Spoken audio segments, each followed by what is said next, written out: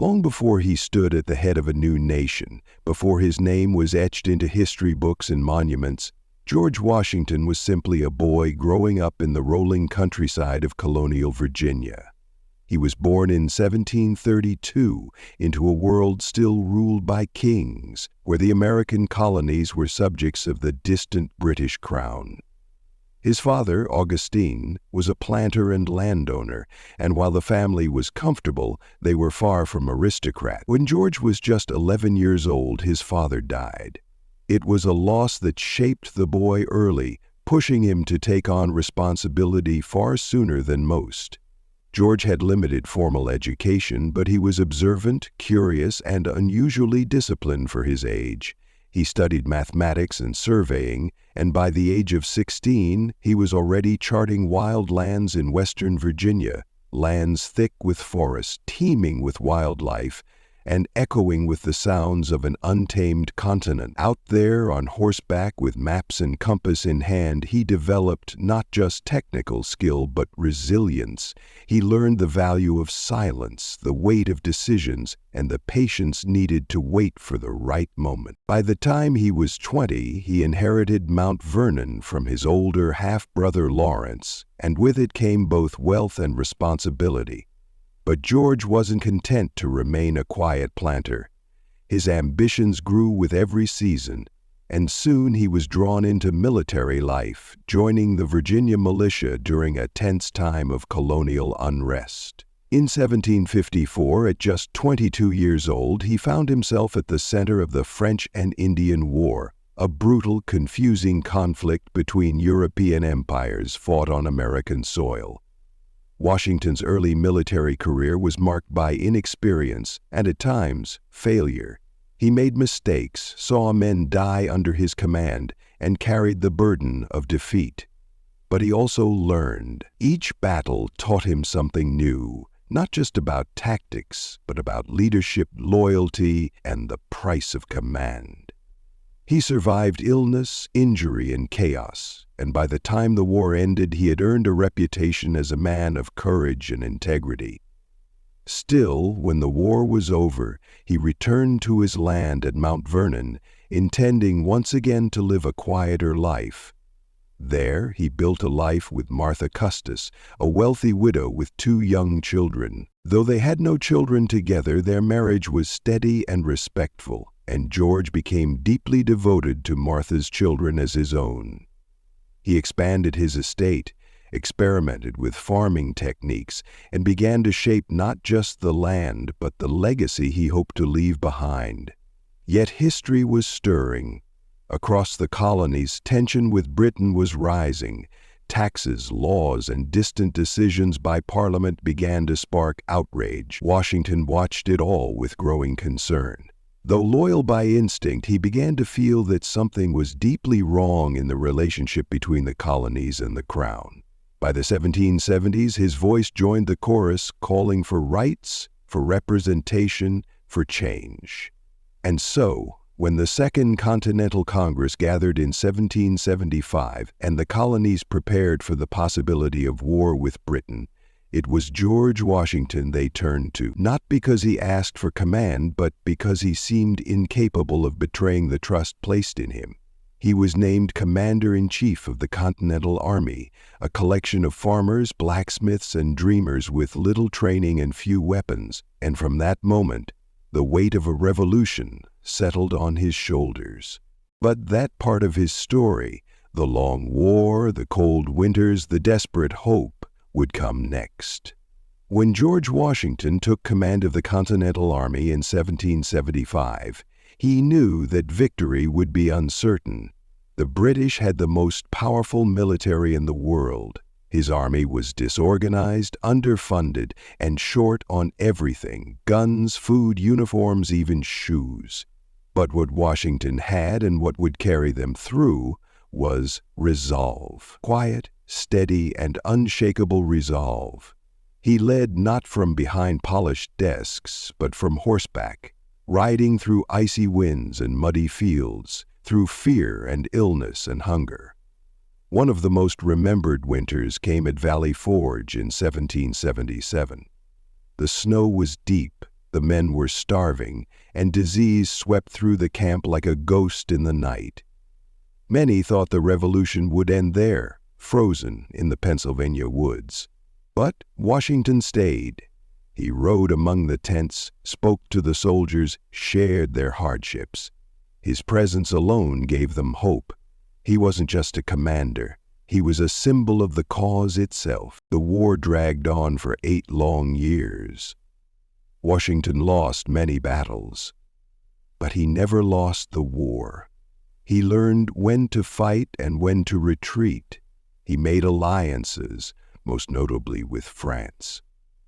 And slowly, surely, he outlasted the enemy. Then, in 1781, after a masterful campaign with French General Rochambeau, he trapped British forces at Yorktown, Virginia. The British surrendered. The war was over.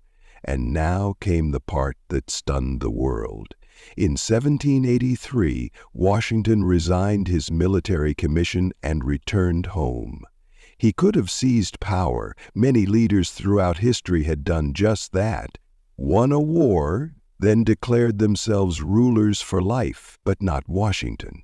He believed in the Republic. He believed the military should serve the people, not rule them. He quietly stepped away. But peace did not last. The new nation, bound together by fragile threads, was struggling. The Articles of Confederation were too weak, the states argued. The government lacked power and direction. And so, in 1787, a constitutional convention was called. A new framework was written. And when it came time to choose a president under this new system, there was only one name on everyone's lips. George Washington was elected unanimously, twice. He took office in 1789 and once again found himself shaping something that had never existed before. There were no examples to follow, no past president, no roadmap. Everything he did would set a precedent, so he moved carefully, patiently. He established the first cabinet, men like Thomas Jefferson and Alexander Hamilton, who would shape the nation's political identity. He worked to build trust in the new federal government, especially among people who feared too much centralized power. He balanced North and South. He oversaw the creation of the Bill of Rights. He chose the site for the capital, what would become Washington, D.C., and saw the new country begin to find its footing. And always he carried himself with humility.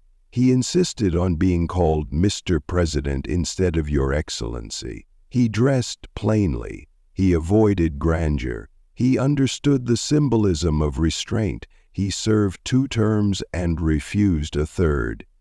In doing so, he established one of the most important traditions in American history, that leadership must be temporary and power must be passed peacefully. His farewell address, written with the help of Hamilton, warned the nation of dangers he foresaw: political division, foreign entanglements, and the loss of national unity. He returned once more to Mount Vernon. He farmed, he rode his lands, and in 1799, at age 67, he died quietly in his bed after falling ill. Across the nation, bells tolled. Even his former enemies in Britain and Europe paid tribute. Today his image is everywhere, on currency, on statues, in paintings. But beyond the stone and paper is the legacy of a man who walked away from power again and again. A man who could have ruled like a king, but instead built something freer, something lasting. As you lie back now and let sleep come, imagine the echo of hooves in the snow, the flicker of lantern light across a battlefield, and the deep, steady breath of a leader who never let pride overcome purpose. George Washington didn't just help win a war, he helped define what America would become.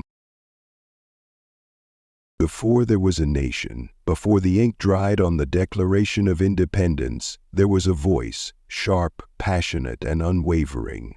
That voice belonged to John Adams. Not tall, not soft-spoken, and not always easy to like, Adams was a man of fire and principle.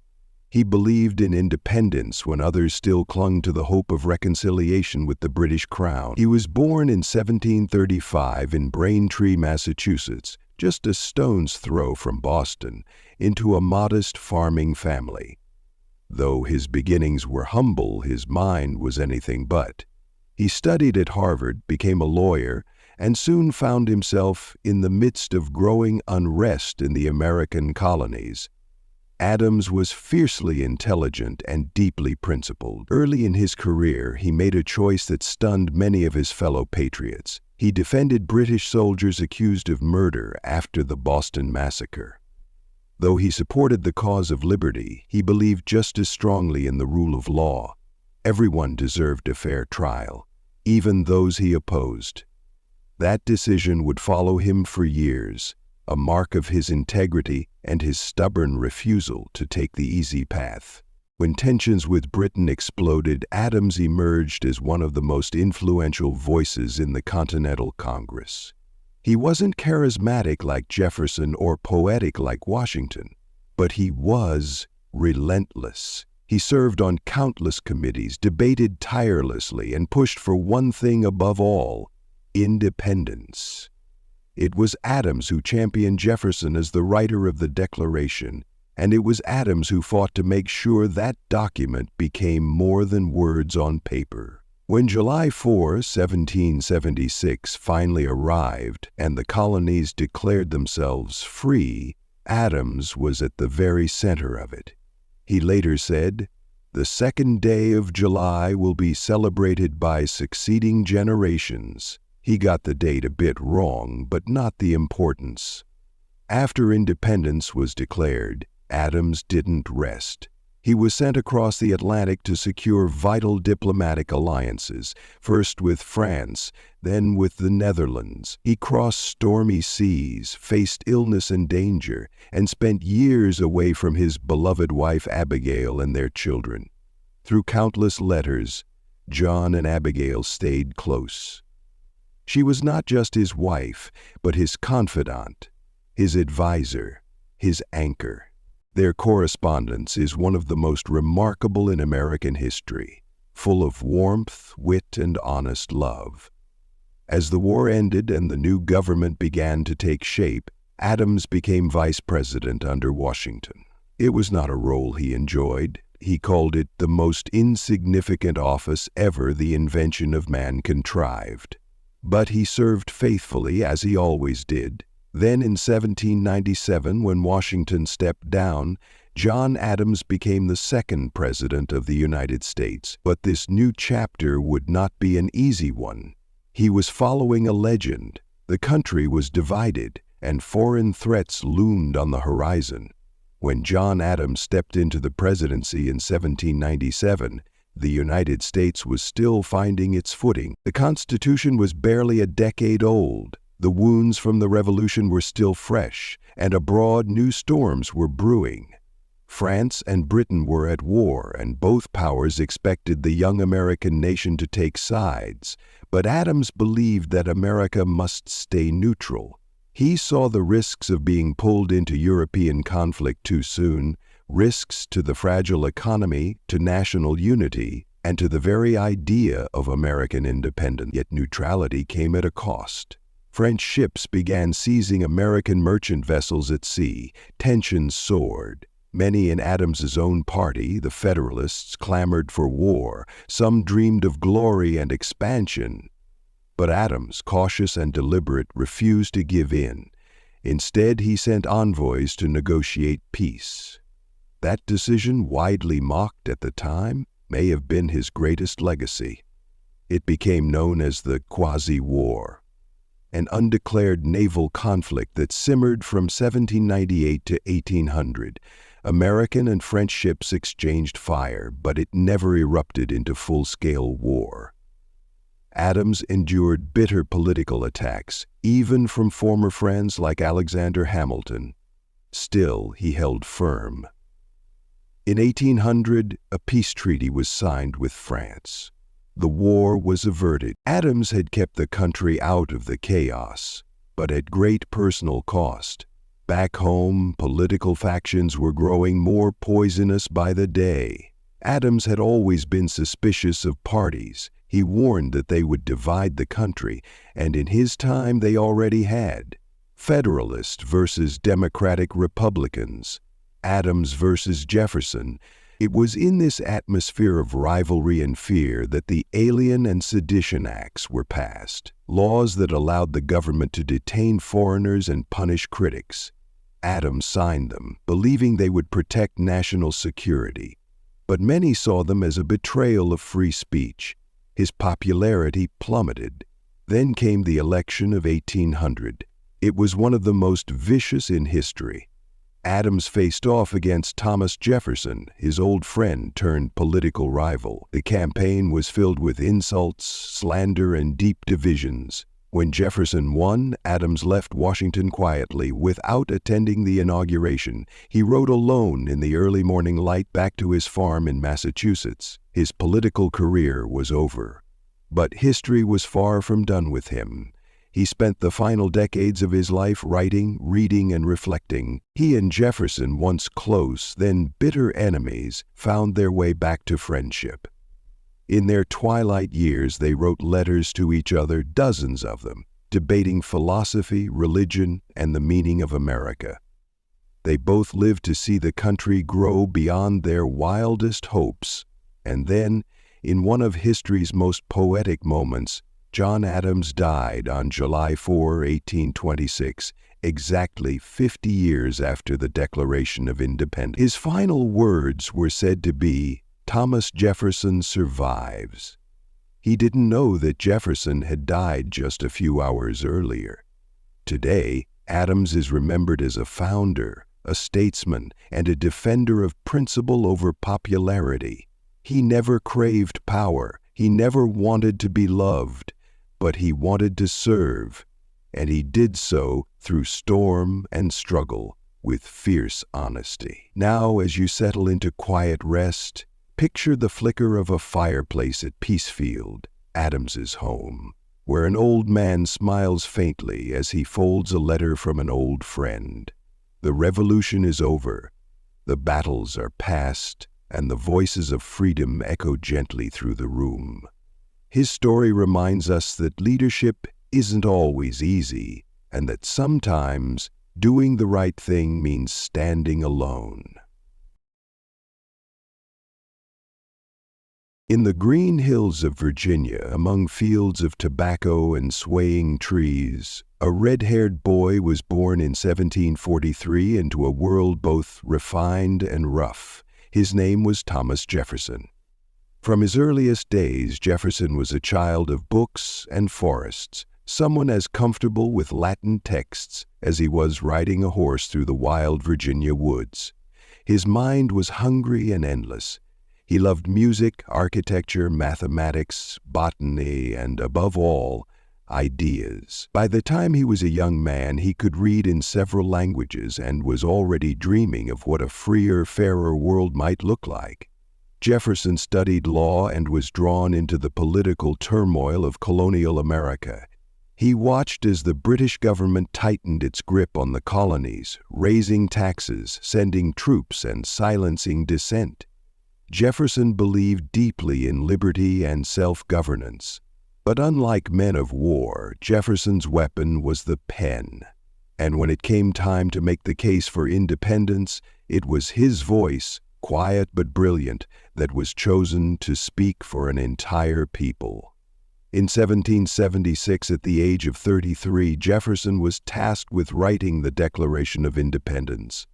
It was a weighty assignment, but he wrote quickly and passionately. In a few days, he crafted words that would echo for centuries. "We hold these truths to be self-evident, that all men are created equal."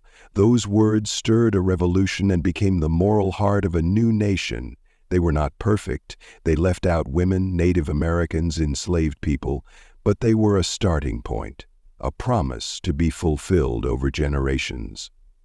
Jefferson returned to Virginia to help shape its new government, write laws, and promote religious freedom. His famous statute for religious freedom passed years later. declared that no person should be compelled to support any religion. It was a radical idea at the time, and one Jefferson was so proud of that he asked for it to be carved on his tombstone.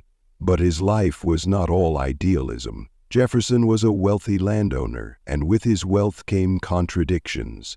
At Monticello, the home he designed and built himself, enslaved men, women, and children worked the land. Jefferson spoke against slavery in his writings, calling it a moral wrong. But he owned hundreds of people over his lifetime and freed only a few. That contradiction would haunt his legacy. As the new nation took shape, Jefferson returned to public life. He served as minister to France, where he walked the streets of Paris and watched another revolution rise. He admired the French spirit, their hunger for liberty, but he also saw the chaos and bloodshed that followed. He returned to America wiser and more cautious, but still full of hope for democratic ideals. He then became Secretary of State under George Washington, where he clashed constantly with Alexander Hamilton. The two men had different visions for America. Hamilton wanted a strong central government and industry. Jefferson wanted small farms and strong states. Their rivalry gave birth to the first political parties in American history. And then, in 1800, after a bitter election campaign, Thomas Jefferson became the third president of the United States. But that story, the triumphs and trials of his presidency, comes next. For now, imagine Monticello at dusk, the soft hum of violins, the scent of lavender drifting through the window, the flickering candlelight illuminating bookshelves and scrolls. A man sits at his writing desk, pen in hand, ideas swirling like stars above him. This is Thomas Jefferson before the weight of office. The philosopher, the architect of liberty, a man both brilliant and flawed who believed deeply in the power of the people. It was the dawn of a new century, and with it came a peaceful revolution. In 1801, Thomas Jefferson, the quiet philosopher of liberty, stepped into the role of President of the United States. The election had been bitter and divisive, so tense, in fact, that it took 36 rounds of voting in the House of Representatives before he was declared the winner. But when he rose to speak at his inauguration, he called not for revenge or rivalry, but for unity, uttering the famous line, "We are all Republicans, we are all Federalists."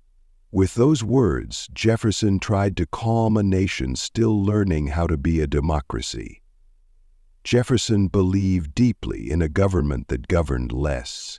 He shrank the federal bureaucracy, cut military spending, and worked to reduce the national debt. His vision was of a nation of independent farmers, sturdy, educated citizens working their land free from tyranny and corruption. But his greatest achievement came not through simplicity, but through bold expansion. In 1803, Jefferson made a decision that would double the size of the country. France, struggling under the weight of its wars in Europe and rebellions in the Caribbean, offered to sell its territory in North America, the vast Louisiana Territory. For just $15 million, 0 cents, the United States gained a wilderness that stretched from the Mississippi River to the Rocky Mountains. Jefferson hesitated. He wasn't sure the Constitution gave him the power to make such a purchase. But the opportunity was too great, the dream of westward expansion too strong. He signed the deal, and the nation was forever changed. To explore this new land, Jefferson commissioned an expedition. In 1804, Meriwether Lewis and William Clark set out from St. Louis with a team of explorers tasked with mapping rivers, meeting native tribes, and finding a passage to the Pacific. Jefferson followed their progress with fascination, poring over maps and journals. The wilderness called to his imagination. It was the canvas for his vision of an empire of liberty, where free citizens would spread democracy across the continent. But the presidency wasn't all triumph. Jefferson faced fierce opposition from Federalists, and the bitter politics of the day left wounds that would last long after he left office. He also enacted the Embargo Act in 1835, cutting off trade with Europe in hopes of keeping America out of war. Instead, it hurt American merchants and farmers, plunging the economy into a quiet crisis. Even Jefferson's supporters grew frustrated, and when he left office in 1809, he was weary and ready for silence. He returned to Monticello, the house on the hill that he had built, changed, and rebuilt so many times before. His final years were filled with letters, books, and thoughts. He founded the University of Virginia, designing its buildings himself, and insisted that it be free from religious control, a place where young minds could explore freely. Even in old age, Jefferson believed in the power of education to protect liberty. In his twilight years, Jefferson corresponded with his old rival, John Adams. Their letters were full of wit, memory, and reflection. Two old patriots looking back on the revolution they had helped create. On July 4, 1826, the 50th anniversary of the Declaration of Independence, Thomas Jefferson died. Just a few hours later, John Adams passed as well. Two founding fathers, bound by history, gone on the same day the nation celebrated their greatest work. Jefferson's legacy is vast and complicated. He gave voice to the ideals of liberty and democracy, yet lived in contradiction with them. He inspired generations but left shadows that still linger. He was a dreamer, a builder, a thinker, and a man shaped by his time. As you close your eyes tonight, imagine the view from Monticello's balcony, the rolling Virginia hills bathed in moonlight, the hush of trees rustling below. A breeze carries the scent of ink and parchment, and in the quiet study a lamp still flickers beside an empty desk. The pen has been set down. The dream, however, still echoes. In the soft glow of the early American dawn, there stood a small, bookish man whose mind held the blueprints of a new republic. James Madison was not tall or loud or commanding. His voice was quiet, almost fragile, and he often appeared lost in thought. But within that slender frame and beneath that powdered wig lived one of the most brilliant minds of the founding generation. Madison was not a warrior or a firebrand. He was a thinker, a builder of ideas, and the steady hand behind the foundation of American government. Born in 1751 in the gently rolling fields of Virginia, Madison was raised on a plantation called Montpelier, where he grew up surrounded by the traditions of the Virginia gentry. Though he was sickly for much of his life, often plagued by seizures and frail health, his mind was always he devoured books, ancient philosophy, law, politics, history, and eventually studied at what is now Princeton University, graduating in just 2 years. By his mid-20s, Madison had become a deeply thoughtful scholar of human nature and government. It was in the chaos after the American Revolution that Madison began to shine. The young nation was floundering under the Articles of Confederation, a weak system that left the federal government nearly powerless. Madison saw clearly that the fledgling United States would not survive without a stronger central authority, one balanced with individual liberty but capable of governing. And so, in 1787, he became one of the leading voices at the Constitutional Convention in Philadelphia. There, in the sweltering summer heat, Madison worked tirelessly, often in the background, scribbling notes, suggesting compromises, guiding debates. He arrived with a plan, a vision of a government with 3 co-equal branches, each checking the power of the others. It was bold, and not everyone agreed with him, but Madison was persuasive and patient. His tireless advocacy earned him a quiet nickname among the delegates, the father of the Constitution. But he didn't stop there. When the Constitution faced fierce opposition in the states, Madison joined Alexander Hamilton and John Jay to write the Federalist Papers, a series of essays defending the new system. Madison's writings, especially Federalist No. 10 and No. 51, explored how to protect liberty in a large republic, how to guard against factions, and why separation of powers was essential. These essays are still read today, over 2 centuries later, as masterpieces of political thought. Despite his belief in strong government, Madison was always a protector of individual rights. When it became clear that the Constitution would not pass without a promise of greater protections, Madison took the lead in drafting the Bill of Rights. The first 10 amendments, freedom of speech, of religion, the right to bear arms, the protection against unlawful search, were all shaped by his hand, a gift to future generations. As time went on, Madison's political views evolved. He became increasingly concerned about the growing power of the federal government, especially under the leadership of his once ally, Alexander Hamilton. Madison joined forces with Thomas Jefferson, helping to found the Democratic-Republican Party, which championed states' rights and limited government.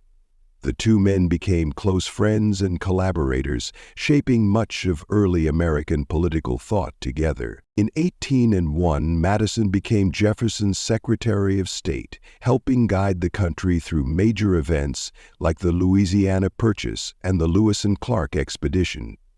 He was never the loudest voice in the room, but always the one with the clearest logic and deepest conviction. And in 1809, when Jefferson stepped down, Madison was elected the 4th President of the United States. But even with all these accomplishments, Madison remained modest. He preferred quiet conversation to grand speeches. He believed deeply in reason and debate, and trusted in the wisdom of the people to shape their own destiny. As you rest tonight, picture Madison's study at Montpelier walls, lined with books, quills scratching softly across parchment, a fire crackling in the hearth. Here was a man who built a nation not with weapons but with words, who believed that liberty could be protected by law, and who showed that the quietest voices sometimes leave the deepest echoes. James Madison stepped into the presidency in 1809 with a steady hand and a mind sharpened by decades of political thought. He had helped design the framework of the United States, defended it with his pen, and now he was tasked with preserving it as its leader. Yet the years ahead would test him not in the realm of theory, but in the unforgiving crucible of war.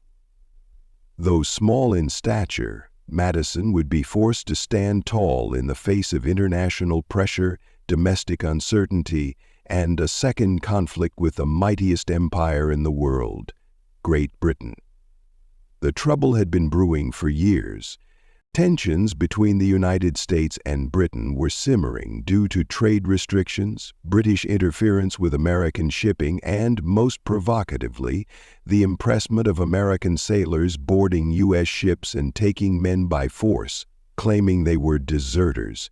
The young republic, trying to assert itself on the world stage, found these violations intolerable. Madison, ever the rational man, preferred diplomacy, negotiation, and restraint. But the pressure from war hawks in Congress, young, fiery leaders like Henry Clay and John C. Calhoun, continued to mount. And so, in 1812, President Madison did something he never desired. He asked Congress for a declaration of war against Great Britain. What followed became known as the War of 1812, a conflict that would come to define Madison's presidency and test the very survival of the American experiment he had helped to build. The war began poorly. The American military was small and poorly organized. Early invasions of Canada failed embarrassingly. The British Navy blockaded American ports, strangling trade and plunging the country into economic crisis. By 1814, British troops had marched on Washington, D.C., burning the Capitol and the White House. President Madison, calm even in crisis, fled on horseback with important documents, while his courageous wife, Dolly Madison, famously stayed behind long enough to save a priceless portrait of George Washington from the flames. Despite the setbacks, the war was not lost. American victories at battles like Lake Erie and the defense of Fort McHenry lifted national spirits. It was during the bombardment of Fort McHenry that Francis Scott Key wrote the poem that would become the Star-Spangled Banner. Finally, in 1815, the Treaty of Ghent ended the conflict, neither side claiming victory, but the young United States had held its ground. In the weeks following the treaty, General Andrew Jackson won the Battle of New Orleans, cementing a feeling of pride and confidence that swept across the country. Though the war was messy and inconclusive in some ways, it gave Americans a renewed sense of identity. They had defended their nation a second time, and they stood now on more solid footing among the powers of the world. After the war, Madison presided over what would come to be called the Era of Good Feelings, a time of relative political harmony and national expansion. Though he had once fiercely defended a strict interpretation of the Constitution, Madison now saw the need for flexibility. He supported the creation of the Second Bank of the United States and the building of roads and canals to bind the country together. He believed that unity, more than ideology, was what the Republic most needed. When his presidency ended in 1817, Madison retired to Montpelier. There he returned to his books, his papers, and the quiet life he had always preferred. But he remained active in public discourse, advising presidents, writing letters, and even helping Thomas Jefferson establish the University of Virginia. Madison lived to see the nation grow, even as it began to struggle with the tensions that would one day lead to civil war. He died in 1836, the last surviving signer of the Constitution. Though not as towering as Washington or as poetic as Jefferson, Madison's legacy is perhaps the most quietly enduring. He was a guardian of the law, a defender of liberty through structure, and a man who believed that a nation could be held together not by power, but by principles. He knew the dangers of unchecked government and unchecked factions, and he spent his life trying to build a system that could survive both. So now, as your eyes grow heavy and the world softens into sleep, imagine Madison again in his study, parchment spread before him, candlelight flickering on the face of a thoughtful man. A man who gave America its shape, who stood firm in war, and who never stopped believing that reason, balance, and law could guide a people through even the darkest storms. As the sun rose over a new century, so too did a man who would quietly bring the era of the Founding Fathers to a close. James Monroe, the 5th President of the United States. He wasn't the most fiery speaker nor the most eloquent writer, but there was something steady, strong, and deeply American about Monroe. His presence was like the land he came from, solid, reliable, shaped by war and hope. His journey to the presidency would be marked by courage on the battlefield, dedication in diplomacy, and a deep belief in unity during a time when the young nation stood at a crossroads.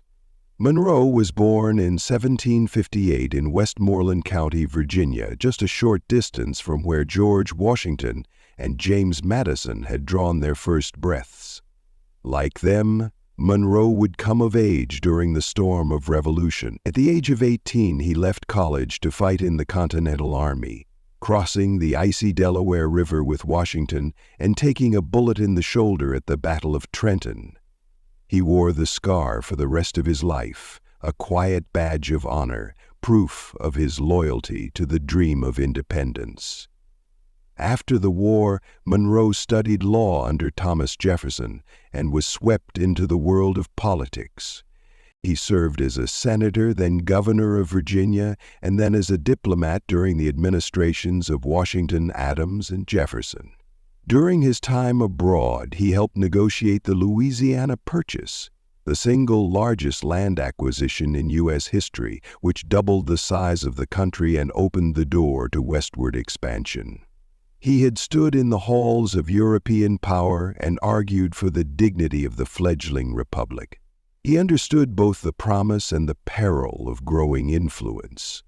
When he was elected president in 1816, Monroe brought with him a sense of calm after years of conflict. The War of 1812 had ended, the nation was healing, and partisan rancor had subsided. His presidency began a time that would be remembered as the era of good feelings, a rare moment of national unity when political divisions softened and Americans, regardless of party, began to look west with shared purpose. Monroe, practical and firm, believed in strengthening the country from within. He supported the development of infrastructure, roads, canals, and bridges that would physically connect the states and bring commerce and ideas across great distances. He worked to modernize the military and toured the country to better understand its needs, often traveling for months at a time, speaking directly to citizens in cities, towns, and villages. But beneath the surface of this peaceful era, deep issues simmered, most notably the expansion of slavery and the delicate balance of power between free and slave states. As new territories were added and states sought to join the Union, the question of whether slavery would be permitted in these new lands threatened to pull the country apart. Monroe would soon face this challenge directly. In 1820, a fierce debate erupted in Congress over whether Missouri should be admitted as a slave state. The compromise that followed, the Missouri Compromise, allowed Missouri to enter as a slave state, Maine as a free state, and set a line across the country to determine the future of slavery's expansion. It was a temporary solution, one that postponed conflict but did not resolve it. Still, Monroe saw the compromise as a way to preserve the fragile peace of the Union he had fought to defend as a young man. Throughout his first term, Monroe remained a symbol of unity, a man admired not for his charisma but for his character. He did not seek glory or personal power. Instead, he quietly and consistently worked to guide the country through its growing pains, hoping to pass along a stronger, more connected nation to the next generation. Now, as you close your eyes and let the weight of the day melt away, picture James Monroe riding across a dusty road in Virginia, the early morning mist clinging to the hills, the quiet hoofbeats of his horse echoing in the silence. A soldier, a statesman, and a steward of peace, carrying with him the echoes of the Revolution and the hopes of a people searching for common ground. As James Monroe entered his second term as president, he had already carved out a legacy of unity and national pride. Yet his most enduring moment, the one that would define American foreign policy for generations, was still ahead. In 1823, near the end of his presidency, Monroe stood before Congress to deliver a bold statement to the world. Calm in demeanor but firm in principle, he warned European powers to stay out of the affairs of the Western Hemisphere. This declaration would come to be known as the Monroe Doctrine, and its echoes would shape America's role on the global stage for more than a century. The seeds of this doctrine had been planted in the rich soil of revolution.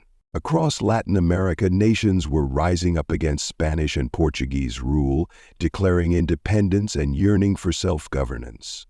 Monroe and his Secretary of State, John Quincy Adams, watched with cautious optimism. The United States, still a young republic itself, saw in these uprisings a mirror of its own struggle. But European powers, particularly the Holy Alliance of Russia, Prussia, and Austria, seemed poised to reassert control and restore monarchies throughout the Americas. Monroe, ever the patriot and guardian of the nation's sovereignty, made it clear the United States would oppose any new European colonization in the Americas. In his address to Congress, he proclaimed that the Western Hemisphere was no longer open for European colonization, and any attempt to interfere would be viewed as a hostile act against the U.S. It was a bold stance not just for its time, but for any time, and though the United States did not yet have the military power to enforce it fully, the principle was clear. The Americas belonged to the people who lived there, not the empires of the Old World. At home, Monroe continued to wrestle with the growing challenges of a nation expanding in size and complexity. The population was spreading westward, crossing mountains, building new towns, and forming new states. With each new settlement came questions about representation, trade, and most troubling of all, slavery. The Missouri Compromise, though a temporary balm, could not silence the deepening divide between North and South. Monroe, like many of his time, saw the tensions but hoped they could be contained. He did not seek to revolutionize the country, but to hold it together. Though he presided over an era known for its good feelings, Monroe was not blind to its fragility. He believed the strength of the Republic depended on education, public virtue, and a shared identity rooted in the sacrifices of the Revolution. To that end, he helped expand the military academy at West Point and supported public works that would knit the country closer together. He also remained committed to the idea that America's strength was in its independence, not just from Britain, but from the entangling alliances and monarchies of Europe. This conviction ran deep, shaped by the fires of war and the guidance of his mentors, Washington, Jefferson, and Madison. Monroe had been shaped by the Revolution, tested in the crucible of diplomacy, and chosen to carry the torch of unity forward. When his presidency ended in 1825, Monroe quietly stepped away from power, returning to Virginia with dignity. He had served his country in war and peace, through revolutions and compromises. He died on July 4, 1831, remarkably the third president to pass on Independence Day, following Jefferson and Adams 5 years earlier. It was a fitting farewell for the last founding father to serve as president. Today, the name James Monroe might not shine as brightly as Washington's or Lincoln's, but his legacy is woven deeply into the fabric of American identity. He gave voice to a growing nation's desire to stand apart from the entanglements of empire, to build its own destiny. He believed in peace through strength, unity through patience, and leadership through service. As you settle into sleep, imagine a tall, quiet figure standing on the steps of the Capitol, looking out at a young country stretching westward beneath a sky full of stars. He speaks softly but with purpose, as if to remind the generations to come that leadership is not always about drama or glory, but about steadiness, wisdom, and the long, slow work of peace. In the shadow of towering fathers and rising political tempests stood John Quincy Adams, a man born into the very heart of the American Revolution.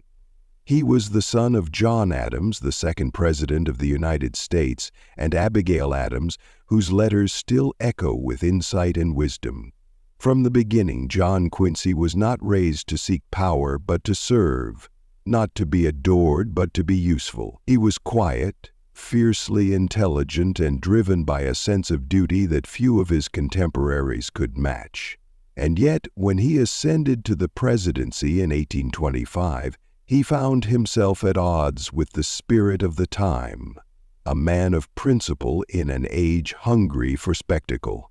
John Quincy Adams was born in 1767 in Braintree, Massachusetts. As a boy, he watched the smoke of revolution rise from Boston, and at just 10 years old, he traveled with his father on diplomatic missions to Europe.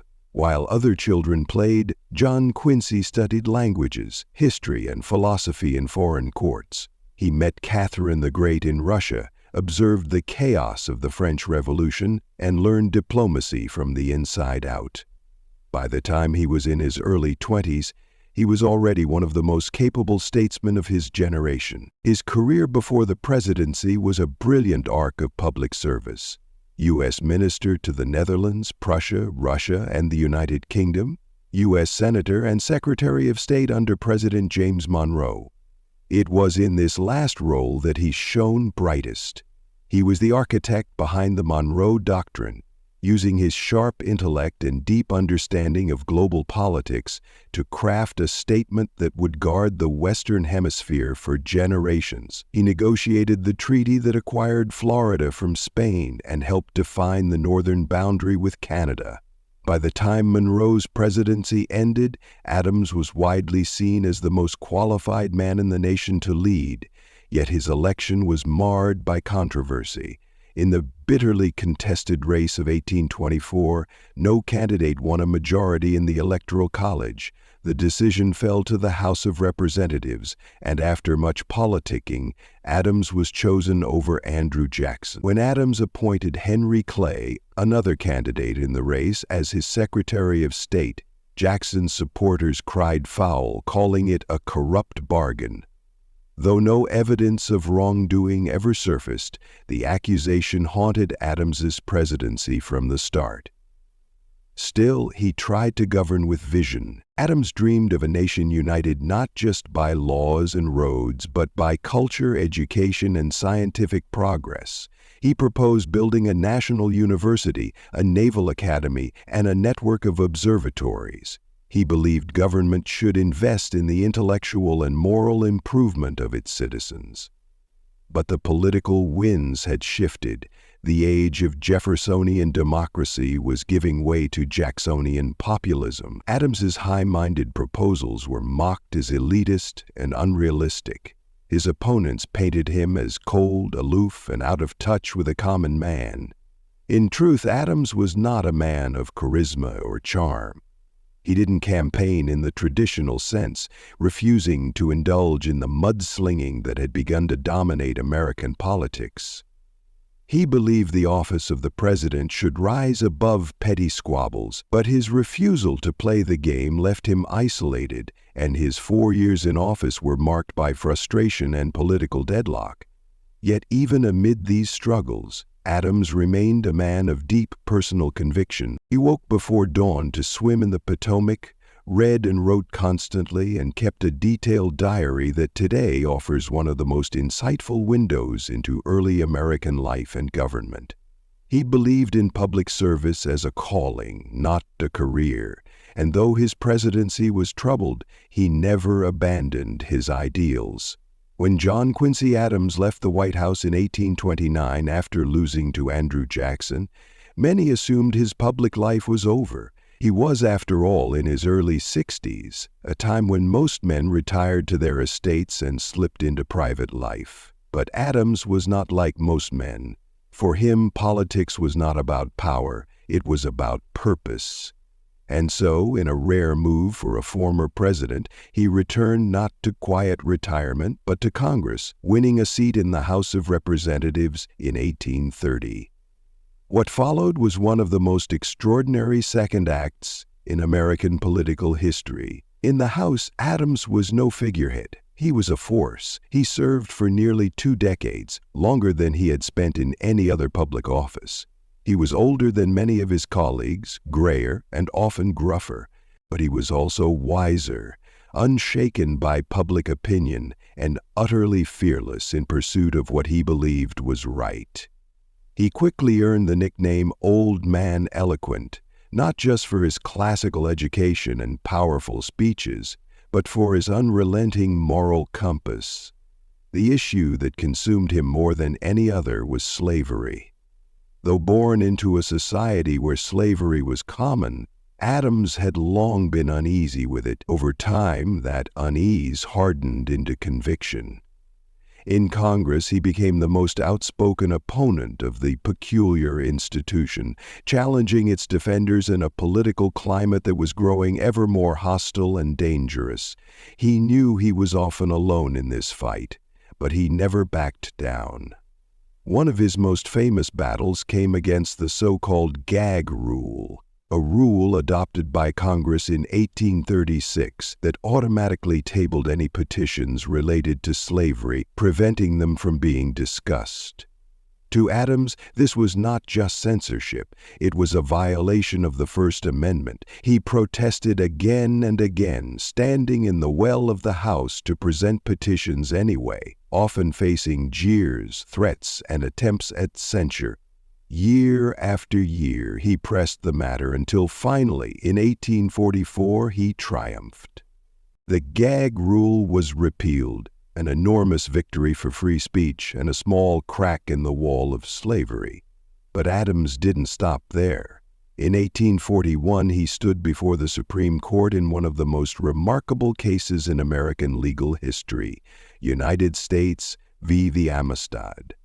A group of African captives had seized control of the Spanish slave ship La Amistad and were captured off the coast of Long Island. The government wanted to return them to Spain, but abolitionists believed the men had a right to fight for their freedom. Adams, at 73 years old, came out of retirement to argue their case. For hours he spoke before the justices, weaving history, law, and morality into a stunning defense. He won. The captives were freed and allowed to return to Africa, a rare moment of justice in a dark time. Despite his many victories, Adams was never comfortable in the world of popularity or party politics. He disdained political machines and remained fiercely independent. He often clashed with colleagues, yet was deeply respected, even by those who disagreed with him. His diaries from this time reveal a man constantly wrestling with the moral struggles of his country, a man who found little comfort in compromise but great peace in principle. On February 21, 1848, while seated at his desk in the House, John Quincy Adams collapsed from a stroke. He was carried to the Speaker's room and died 2 days later. His final words were, fittingly, "This is the last of earth. I am content." And so ended the life of a man who had served his country for more than 60 years, under presidents from George Washington to James K. Polk. A president, yes, but even more, a tireless champion of liberty, intellect, and conscience. He stood for what was right, even when it was unpopular. He believed in the power of ideas, the responsibility of government, and the enduring value of truth. As you fall asleep tonight, imagine the old congressman rising in a packed chamber, the room quieting as he lifts his voice. Not for applause, not for advantage, but for justice. His words echo across time, reminding us that a life of service, guided by principle, can outshine the highest office. Long before he became the 7th President of the United States, Andrew Jackson was a boy of the backwoods, born in the thick forests of the Carolinas on March 15, 1767. His father died before he was born, and his mother raised him and his 2 brothers in the rugged frontier settlements that marked the edge of the young nation. The American Revolution raged during Jackson's boyhood, and he was not spared from its violence. By the age of 14, he had served as a courier for the Continental Army and was captured by the British. When he refused to shine the boots of a British officer, the man slashed Jackson's face and hand with a sword, leaving him with scars he would carry the rest of his life, both physical and emotional. His mother died shortly after, and Jackson was left an orphan, shaped by war and loss.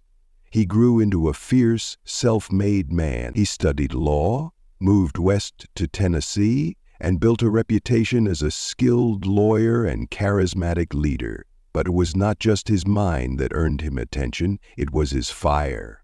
Jackson was hot-tempered, proud, and unafraid of conflict. He fought duels, challenged rivals, and inspired intense loyalty in his followers. He was a general who loved his men and demanded everything from them. He also became a wealthy plantation owner, a judge, and a politician, serving in both the House and the Senate.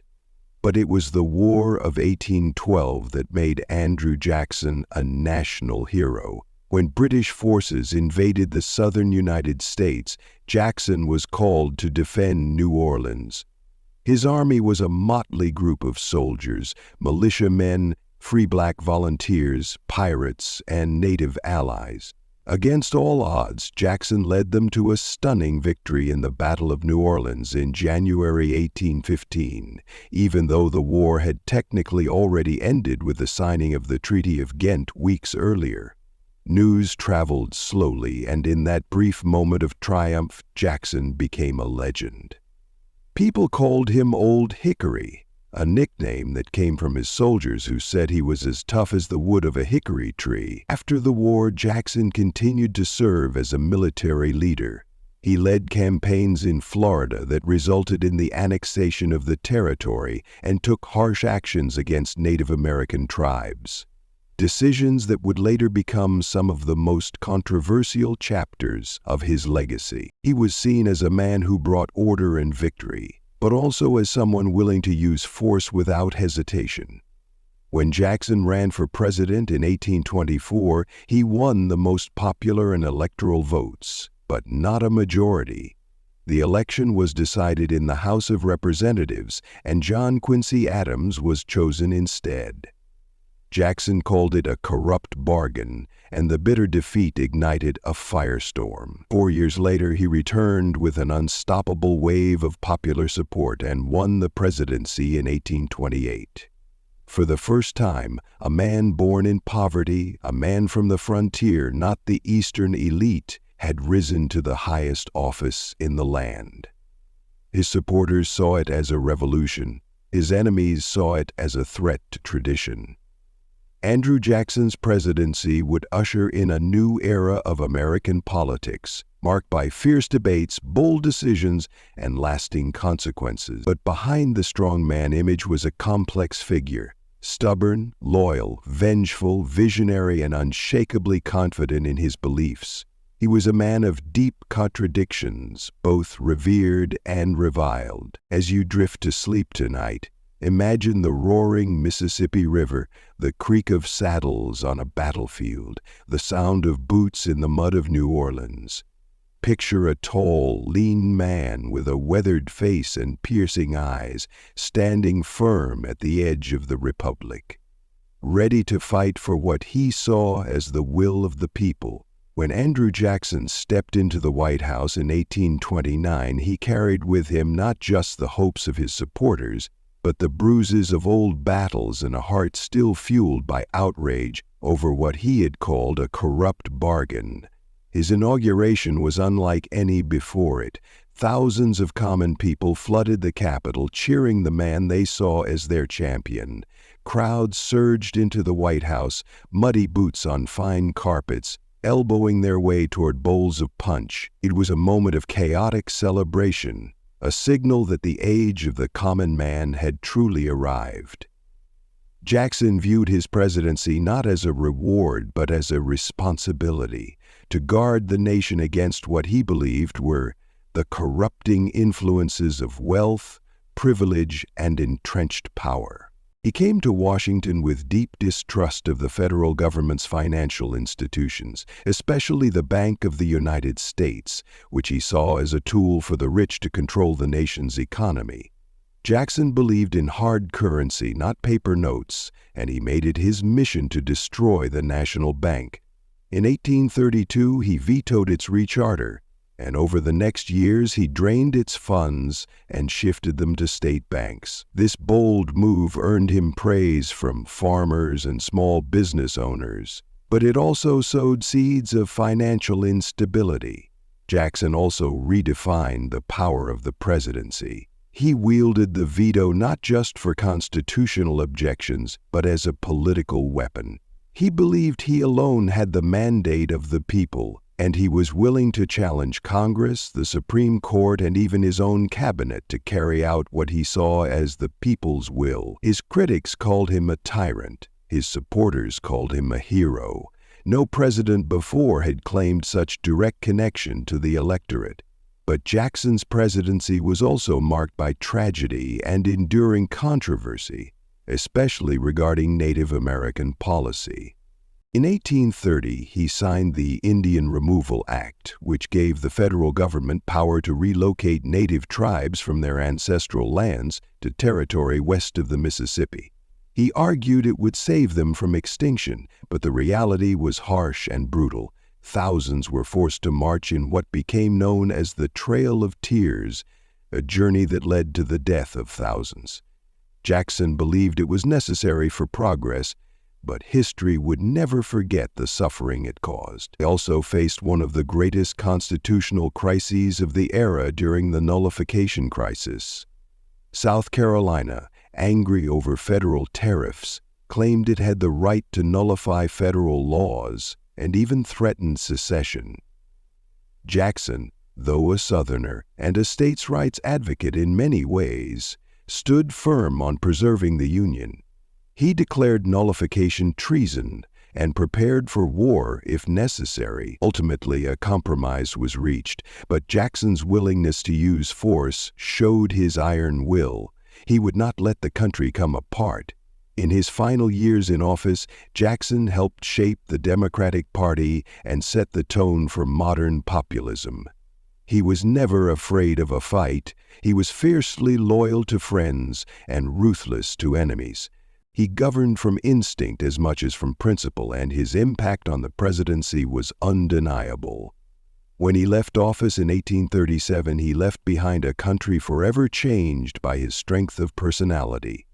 Jackson retired to his plantation, the Hermitage, where he remained a powerful political figure until his death in 1845. Though his life ended peacefully, the debates around his legacy never did. Was he a champion of democracy or a dangerous authoritarian, a protector of the people or an oppressor of the powerless? As you close your eyes, picture the great halls of the White House, echoing with footsteps of a man who refused to be tamed. Picture him riding along a dirt road under a blood-red sunset, a sword at his side and his mind still full of battles. Andrew Jackson reminds us that leadership can be as fierce as it is flawed, and that history often remembers those who leave a mark, no matter how deep or divisive. Before Martin Van Buren ever stepped foot into the White House, he had already been shaping the very landscape of American politics from the shadows. With his neat appearance, sharp mind, and gift for organization, Van Buren was less a warrior like Andrew Jackson and more a master tactician, a political architect who understood how to build power not just with speeches but with systems. Born in Kinderhook, New York, in 1782, Martin was the son of a tavern owner and grew up surrounded by the noisy chatter of travelers and merchants. It was here, listening to the conversations of farmers, lawyers, and tradesmen, that he developed his knack for reading people, for knowing what they wanted, and, more importantly, how to give it to them. Van Buren became a lawyer at a young age and quickly climbed the ranks of New York politics. But what made him stand out wasn't just his legal skill, it was his ability to form alliances, to connect people, to build coalitions. He understood that democracy wasn't just about ideals, it was about infrastructure, party organizations, voter outreach, messaging. While others were arguing over policies, Van Buren was crafting the very machinery of modern American democracy. He helped form the Democratic Party, binding together the diverse and often conflicting factions that had supported Andrew Jackson. He believed that strong political parties weren't a threat to democracy, they were essential to its survival. By the time Jackson took office in 1829, Van Buren was already one of the most powerful men in Washington. Jackson trusted him implicitly, naming him Secretary of State and later making him Vice President during his second term. To many, Van Buren was the calm, calculating brain behind Jackson's thunderous heart. He didn't have Jackson's fiery charisma or heroic past, but he had something else, a vision for a new kind of political system, one where ordinary citizens had a voice and where power didn't rest solely in the hands of elites. When Jackson decided not to run for a third term, he handpicked Van Buren as his successor. In 1837, Van Buren became the 8th President of the United States, the first to be born after the country had declared independence. His rise was a testament to his skill, his loyalty, and his deep understanding of how America worked. But the moment he took office, the country plunged into a devastating economic crisis. The Panic of 1837 hit like a thunderclap. Banks failed, businesses closed, unemployment soared, people lost their homes, their savings, their trust in the system. And though the seeds of the panic had been planted during Jackson's administration, it was Van Buren who had to face the storm. He believed the federal government should stay out of the economy, that the crisis would eventually correct itself. But to many Americans that sounded like inaction. The very people who had once praised him now turned against him, accusing him of doing too little while they suffered. Despite the hardship, Van Buren held firm to his principles. He worked to establish an independent treasury system, separating government funds from private banks, a bold move that reshaped the nation's financial system for years to come. Still, the economy didn't recover quickly, and the country grew restless. As Martin Van Buren entered the second year of his presidency, the country was still in the grip of economic turmoil. The Panic of 1837 had not only devastated the markets, but had also shaken public confidence in the government and in Van Buren himself. The elegant, carefully groomed president, once praised as the little magician for his political genius, now found himself vilified in newspapers and mocked in cartoons. Critics called him out of touch, aloof, too much a politician, and not enough a man of the people. They said he sipped fine wine while farmers lost their land, that he clung to principles while the people cried out for relief. Van Buren heard it all, and yet he stayed the course. He was not one to panic. He believed, as many did in that time, that the economy must be allowed to run its natural course. Government intervention, he feared, would only make matters worse. So while people demanded bailouts, subsidies, and relief, Van Buren focused on long-term reform. Chief among them was the independent treasury system, a bold and controversial plan to remove federal funds from private banks entirely. Instead, government money would be held in its own vaults, separate from the risky business of commercial lending. It was a move ahead of its time, and though it caused political backlash, it would lay the groundwork for modern federal financial management. Van Buren also faced deepening divisions over the issue of slavery. Though he personally opposed the expansion of slavery, he remained careful not to provoke the powerful Southern interests in Congress. He walked a tightrope, trying to keep the country united, even as abolitionist movements gained strength in the North. His caution on the issue frustrated both sides. He was a man bound by the belief that compromise and structure could hold the Union together, but the pressures were mounting. In 1840, with the economy still weak and public anger running high, Van Buren ran for re-election. His opponent, William Henry Harrison, was presented to the public as a rugged war hero, a man of the people who drank hard cider in a log cabin. It was clever political theater. Harrison was actually from a wealthy Virginia family, but it worked. Van Buren, by contrast, was painted as a lavish aristocrat, a symbol of Washington's detachment from real hardship. The campaign became one of the first in American history to rely heavily on slogans and imagery rather than substance. And in the end, Van Buren lost in a landslide. Defeated but not broken, he returned to Kinderhook. He could have faded into the quiet of retirement, but Van Buren still had ambitions and ideas. Over the next years, he remained active in politics, and in 1848 he attempted a bold return. This time he ran as the candidate for the Free Soil Party, a group opposed to the expansion of slavery into new territories. He had broken with the Democrats over slavery, choosing principle over party.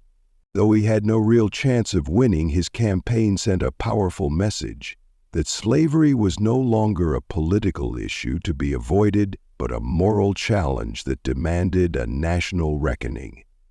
He did not win, but he shaped the debate. He laid the groundwork for the anti-slavery movement that would reshape America in the decades to come. In his final years, Van Buren lived quietly in his hometown, his days of shaping history behind him. But he remained a student of politics, watching as the parties he had helped build evolved and fractured. He died in 1862 during the Civil War, a conflict that marked the breakdown of the very union he had tried so carefully to preserve. As you drift off tonight, imagine the old statesman seated on his porch in Kinderhook, the autumn leaves falling around him, his thoughts full of the country he had served and the future he could no longer shape. Martin Van Buren was not a dramatic figure in American history. He did not lead men into battle or deliver soaring speeches, but he gave America something quieter, something lasting, the foundations of its modern political system, and the belief that structure, organization, and reason could guide a nation through its darkest storms. In the early 19th century, America was a country of rugged landscapes, dangerous frontiers, and a population hungry for change. In this world of fierce independence and restless ambition, there arose a man who seemed larger than life, a man whose name would be forever tied to one of the shortest presidencies in history. His name was William Henry Harrison, and while his time in office was brief, his story was anything but ordinary. Born in 1773 in Virginia to a prominent family, Harrison had the kind of aristocratic upbringing that might have led him to a comfortable life in the halls of government. But from an early age, he was drawn to the military life. He was trained at the College of New Jersey, now Princeton University, but soon turned his attention to the frontiers of the new nation. As a young man, he served as an officer in the U.S. Army and was soon engaged in the ongoing struggle to secure American interests against Native American tribes and British forces. His military career took him westward to the rugged lands of the Ohio Valley, where he would earn his reputation as a fearless leader during the Battle of Tippecanoe in 1811. The battle took place near present-day Lafayette, Indiana, against the Shawnee leader Tecumseh and his brother Tenskwatawa, also known as the Prophet.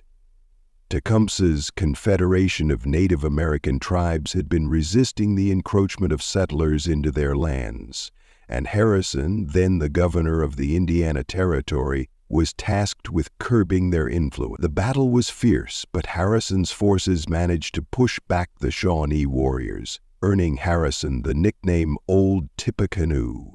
It was a victory that would echo throughout his career, and it was one that would serve as the foundation of his political identity. In the years that followed, Harrison's reputation grew as he continued his military service and played a role in the War of 1812. Although his military achievements were significant, it was his transition into politics that would lead him to the highest office in the land. He served as a U.S. congressman, senator, and the first territorial governor of the vast Indiana Territory. His political career was marked by his commitment to the expansion of the United States and his advocacy for the rights of settlers and frontiersmen. However, Harrison's entry into the national political scene came at a time when the country was torn by divisions. The election of 1840 was shaping up to be a dramatic contest, with the incumbent Martin Van Buren struggling against a growing tide of public discontent over the economic depression caused by the Panic of 1837. Van Buren's handling of the crisis had made him deeply unpopular, and Harrison's military reputation, coupled with his image as a man of the people, proved to be the perfect antidote to the frustrations of the electorate. In an era when politics was increasingly being shaped by popular culture and public sentiment, Harrison's campaign used the imagery of the log cabin, a symbol of the humble, common man, despite the fact that Harrison himself came from an aristocratic background. He was portrayed as a simple, down-to-earth man who preferred hard cider over whiskey, and the slogan, "Tippecanoe and Tyler, too," resonated with the masses. It was a masterstroke in political marketing, and it worked. Harrison won the election in a landslide, becoming the 9th President of the United States. As Harrison took office in March of 1841, the country was hopeful, even eager for change. But tragedy struck just a month into his presidency. On a cold, damp day in Washington, Harrison delivered his inaugural address, the longest in history at nearly 2 hours, despite the harsh weather. It was a display of his stamina and his desire to present himself as a strong, determined leader. But the speech took a toll on him. He fell ill shortly after, and what was initially thought to be a mild cold quickly developed into pneumonia. Just 31 days after becoming president, Harrison succumbed to the illness, becoming the first U.S. president to die in office. His presidency was the shortest in American history, a mere 30 days, and his sudden death shocked the nation. As you drift into sleep tonight, imagine a young soldier in his military uniform, standing tall against a backdrop of a vast wilderness, his eyes fixed on the horizon. William Henry Harrison's life was defined by a sense of duty, by his belief in the expansion of the nation, and by his steadfast resolve. His presidency may have been brief, but his legacy as a soldier and a symbol of the frontier spirit endures. Though his time in office was tragically brief, William Henry Harrison's death set in motion a chain of events that would shape the presidency in ways no one could have anticipated. The nation, deeply shaken by the loss of its new leader, faced an unprecedented constitutional question. What happens when a president dies so soon after taking office? The answer came quickly. Vice President John Tyler, a man with a political career of his own, became the 10th President of the United States. Tyler's ascension was smooth, but the situation was delicate. Harrison had been elected largely on the strength of his image as a rugged war hero, and Tyler, though a man of experience, was a former Democrat who had switched parties to join the Whigs, and thus his political views were somewhat at odds with the majority of his new colleagues in the Whig Party. Tyler's sudden elevation from the vice presidency created a tension in Washington between him and his fellow Whigs, who expected him to continue Harrison's policies. But Tyler had his own ideas about what the country needed. As president, he did not merely serve as a placeholder until the next election. He immediately began to implement his vision, albeit at odds with the party that had brought him into office. Tyler vetoed several important pieces of Whig legislation, including bills to establish a national bank, which he viewed as an unconstitutional extension of federal power. This led to a rift between him and the Whig-controlled Congress, ultimately resulting in Tyler's political isolation. For the American people, Harrison's death, so sudden, so dramatic, served as a reminder of the unpredictable nature of life and leadership. In the space of just 1 month, the nation had lost its president, and its government had been thrust into an era of uncertainty. Yet, in the wake of Harrison's death, there was also a sense of resilience. The government continued to function, the presidency continued, and the country, though shaken, remained on course. In hindsight, many saw Harrison's brief presidency as an early chapter in the story of American politics, highlighting both the fragility of human life and the strength of the institutions that were being created. It was a stark reminder that while one person might rise to the highest office in the land, it was the system that would endure. Harrison's legacy would not be defined by policies or major achievements, but by his symbolic role as the man who personified the frontier spirit of early America.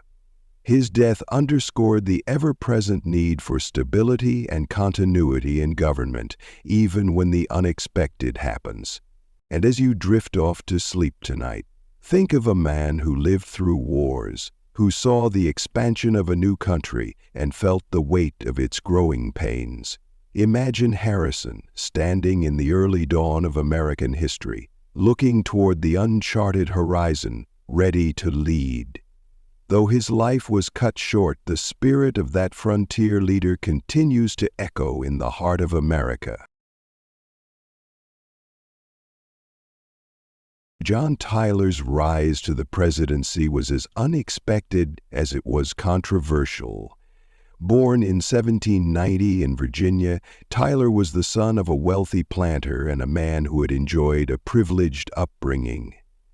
His early life was steeped in the values of the Southern gentry. Yet Tyler's political career was shaped by more than just his family's status. He was a man of principle, deeply committed to the ideals of the American Revolution and the values of states' rights, which set him apart from many of his peers. Tyler's entry into public life began in Virginia's state legislature, but it was in Washington, D.C. that he truly made his mark. A member of the House of Representatives and later a governor of Virginia, Tyler became known as a strong advocate for states' rights and limited government, aligning with the Democratic-Republican Party. His political philosophy was grounded in a strict interpretation of the Constitution and an unwavering belief in the importance of states maintaining their autonomy from the federal government. But it was Tyler's decision to join the Whig Party that would prove to be the most pivotal of his career. As tensions between the United States and Great Britain escalated in the 1830s, Tyler's political allegiances began to shift. The Whigs, who were dissatisfied with President Andrew Jackson's policies, saw Tyler as a potential ally in their effort to curb the power of the executive branch and promote economic growth through infrastructure improvements. Tyler's decision to accept the Whig nomination for vice president in 1840 came at a time when his career seemed to be in full swing. He was running alongside William Harrison, the celebrated war hero, who was positioned to win the presidency. Tyler was chosen as Harrison's running mate, partly to balance the ticket. His Southern roots provided a counterweight to Harrison's more Northern appeal. However, fate had other plans. Harrison's sudden death after only a month in office left Tyler as the nation's leader. Tyler's ascent to the presidency was met with mixed reactions. While the Constitution was clear that the vice president should succeed the president in the event of death, many in the Whig Party, who had originally viewed Tyler as a placeholder, were reluctant to accept him as president. Some even called his ascension into office a usurpation, questioning whether he truly had the right to serve as the full president despite the constitutional provision. Tyler, who had never anticipated stepping into the highest office in the land, found himself in the awkward position of trying to prove his legitimacy. With the eyes of the nation upon him, he moved swiftly to assert his authority. His first act as president was to take the oath of office in a quiet ceremony at the Executive Mansion in Washington, a moment that set the tone for his presidency.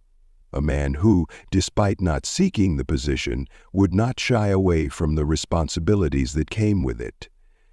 Tyler's presidency would be marked by an ongoing struggle to assert his independence from the Whig Party, which had hoped he would align with their policy. Instead, Tyler governed with his own convictions, which led to a series of confrontations with Congress. His vetoes of Whig-sponsored bills, particularly those aimed at establishing a new national bank, left Tyler increasingly isolated. By 1842, Tyler found himself at odds with the party that had helped elevate him to office, and many of his cabinet members resigned in protest. Tyler's political philosophy, grounded in his belief in states' rights and limited federal power, was often at odds with the desires of the Whig Party. He resisted their efforts to centralize power and expand federal institutions, believing such actions would undermine the very principles on which the country was founded. But his disagreements with the Whigs weren't just about political ideology. They were deeply personal, and Tyler's stubbornness in defending his principles made him an increasingly unpopular figure within his own party. Despite these struggles, Tyler's presidency was not without its accomplishments. He oversaw the annexation of Texas in 1845, a move that would play a pivotal role in the expansion of the United States. Tyler's determination to make the annexation happen, despite intense opposition from the Whig Party and others, left a lasting legacy in American history. He believed that the expansion of the United States was essential to the country's future, and he was willing to take the political risks necessary to make that vision a reality. Tyler's presidency, though marred by controversy and political isolation, was also marked by his determination to remain steadfast in his beliefs. As the 10th President of the United States, Tyler became known for his independence, both from the Whig Party that had nominated him and from the pressures of Washington politics. His was a presidency not guided by party loyalty, but by principle.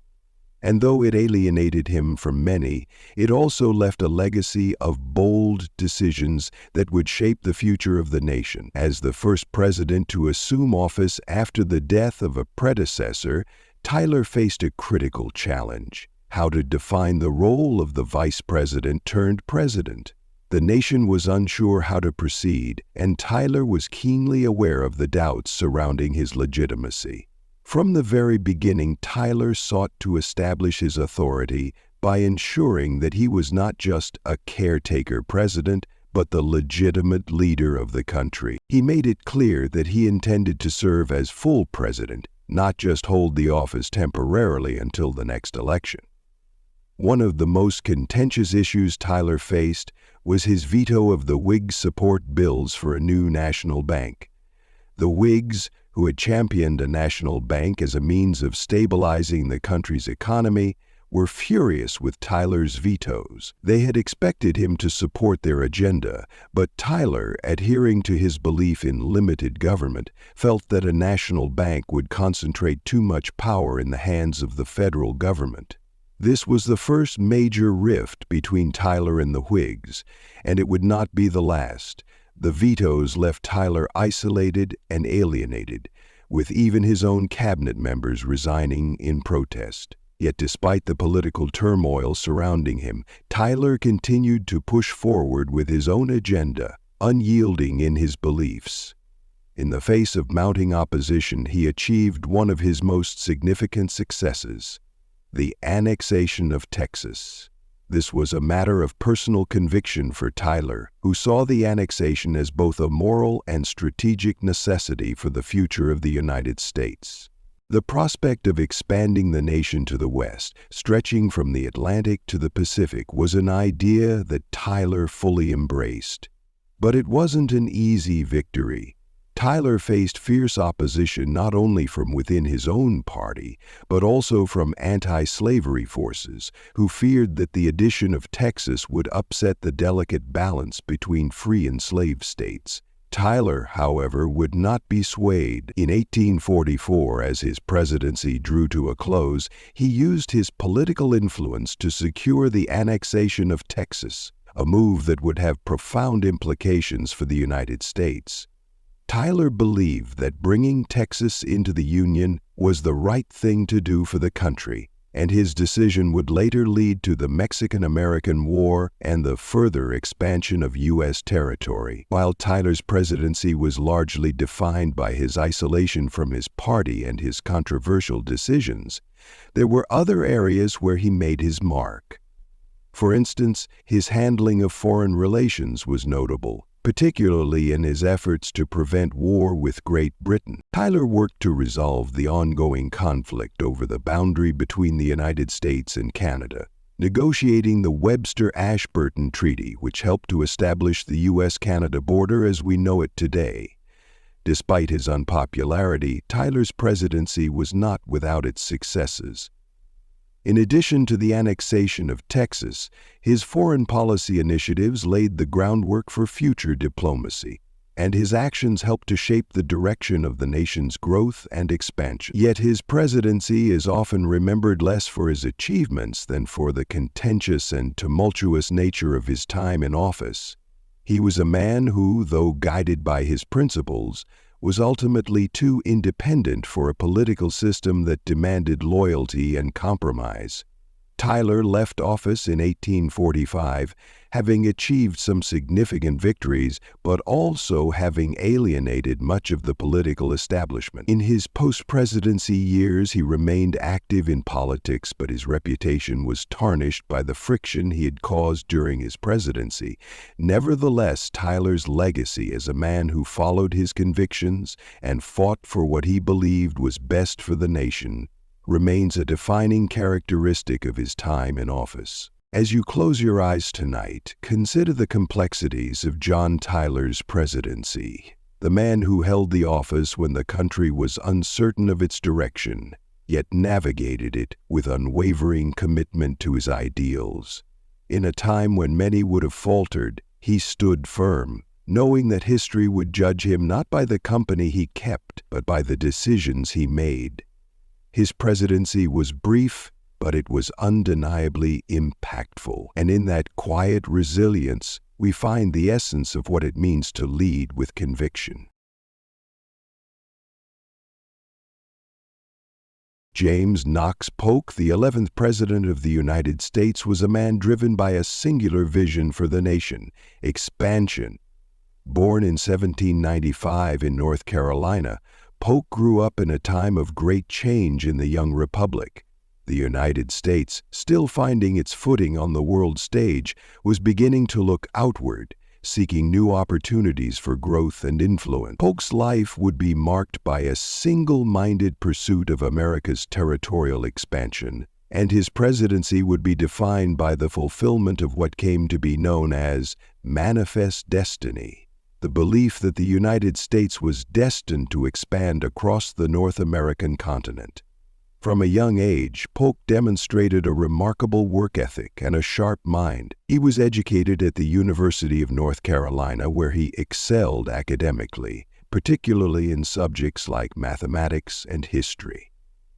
Polk's early career, however, was not in the fields of exploration or military conquest, but in law and politics.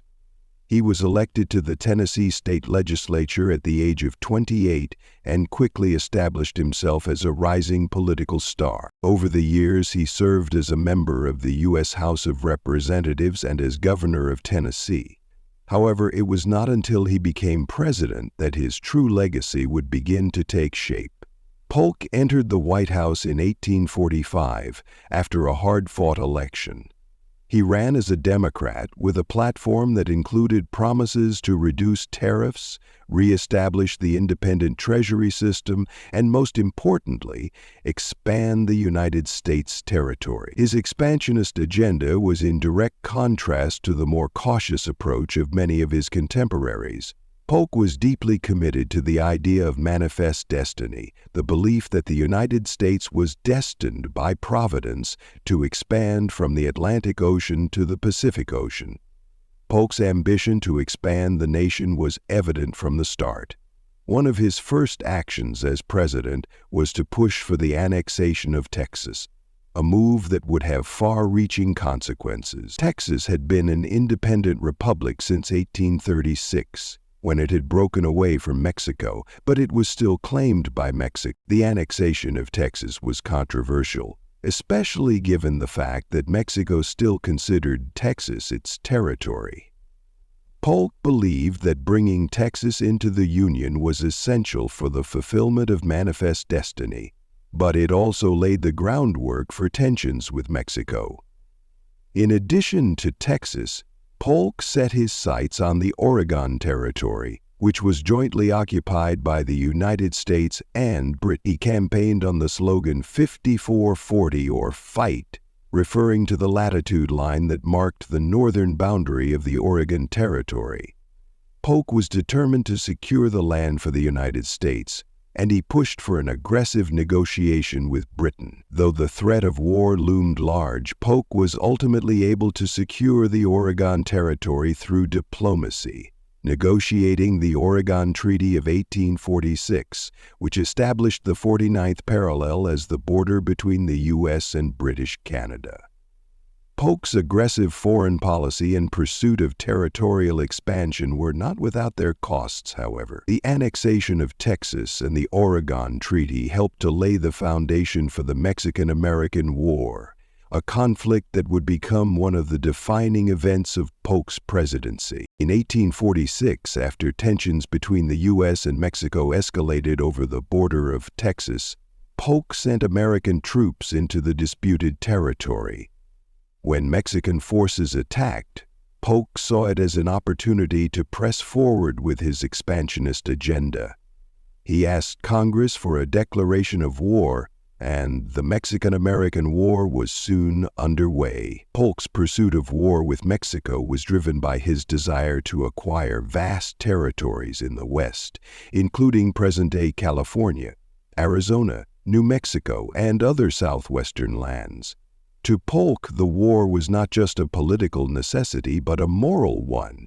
He believed that the expansion of the United States was a righteous cause, a divine calling that would spread democracy and American ideals to new lands. Though the Mexican-American War was a deeply divisive conflict, it was ultimately a military success for the United States. By 1848, the Treaty of Guadalupe Hidalgo was signed, ending the war and ceding a vast swath of territory to the United States. The Mexican Cession, as it was known, added over 500,000 square miles of land to the U.S., fulfilling much of Polk's vision of territorial expansion. James K. Polk's presidency was defined by his relentless pursuit of American expansion, but his time in office also left a legacy marked by profound consequences, both for the United States and for the world. While his policies reshaped the nation's geography, they also set the stage for future divisions that would later erupt into conflict, revealing the complexities of his leadership and the moral ambiguities of his vision. After securing the annexation of Texas and the Oregon Territory, Polk's focus turned to the Mexican-American War, which, while solidifying his place in the history books, was a war that would also come to symbolize the darker side of expansion.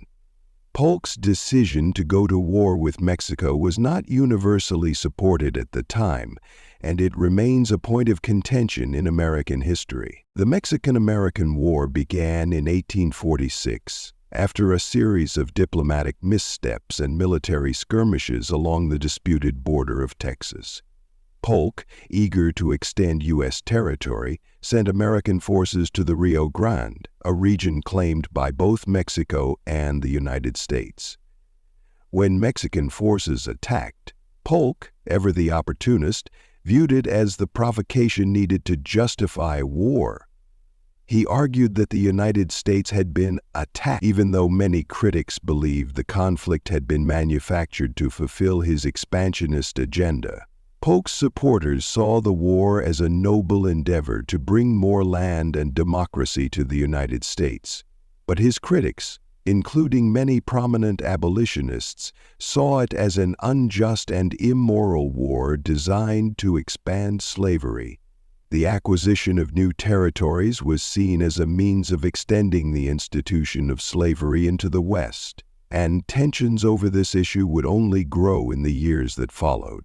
The war also sparked fierce opposition from figures such as Henry David Thoreau, who famously refused to pay his taxes in protest of the war, an act that led to his brief imprisonment and inspired his essay, Civil Disobedience. Despite the controversy surrounding the war, Polk's military strategy was successful.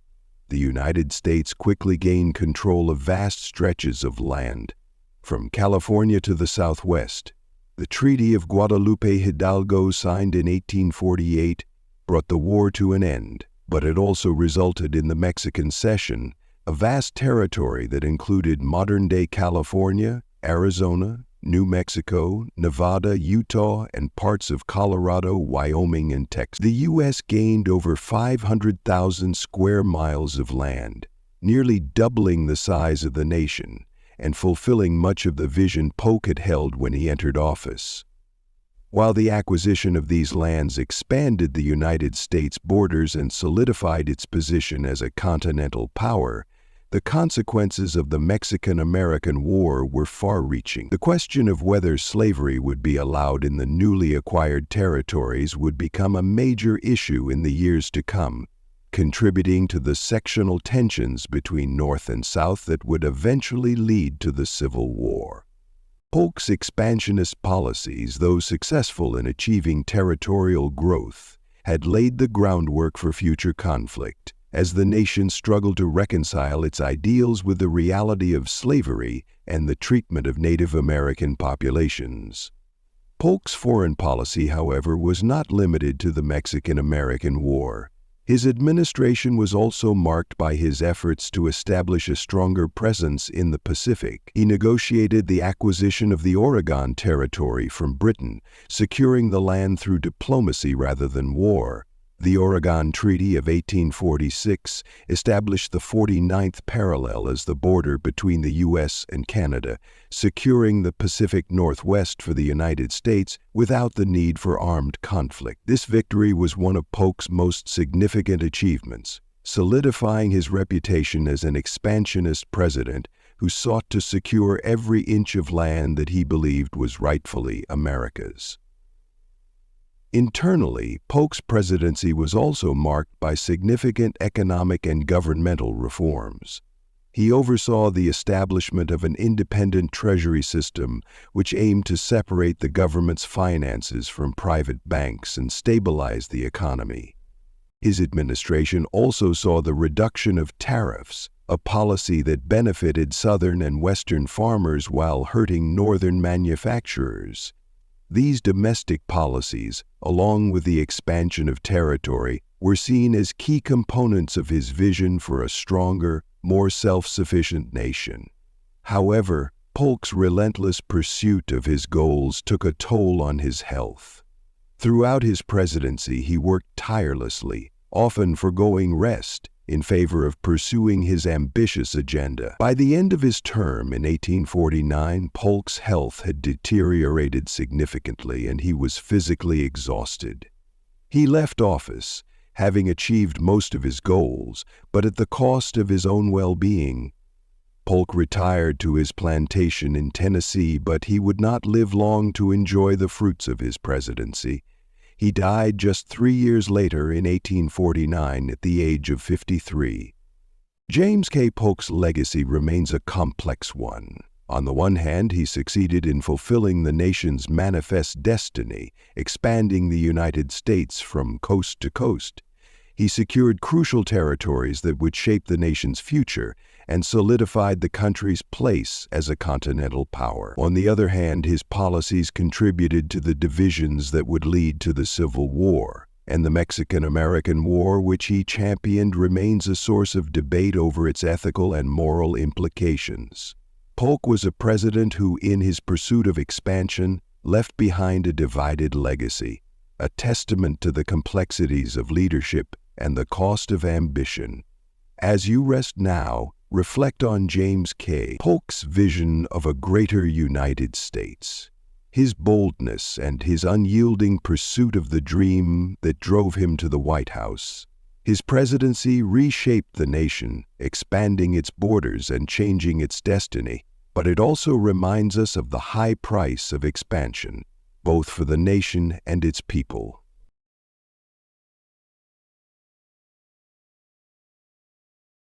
Zachary Taylor, the 12th President of the United States, was a man who rose to fame not through political maneuvering but through his military prowess.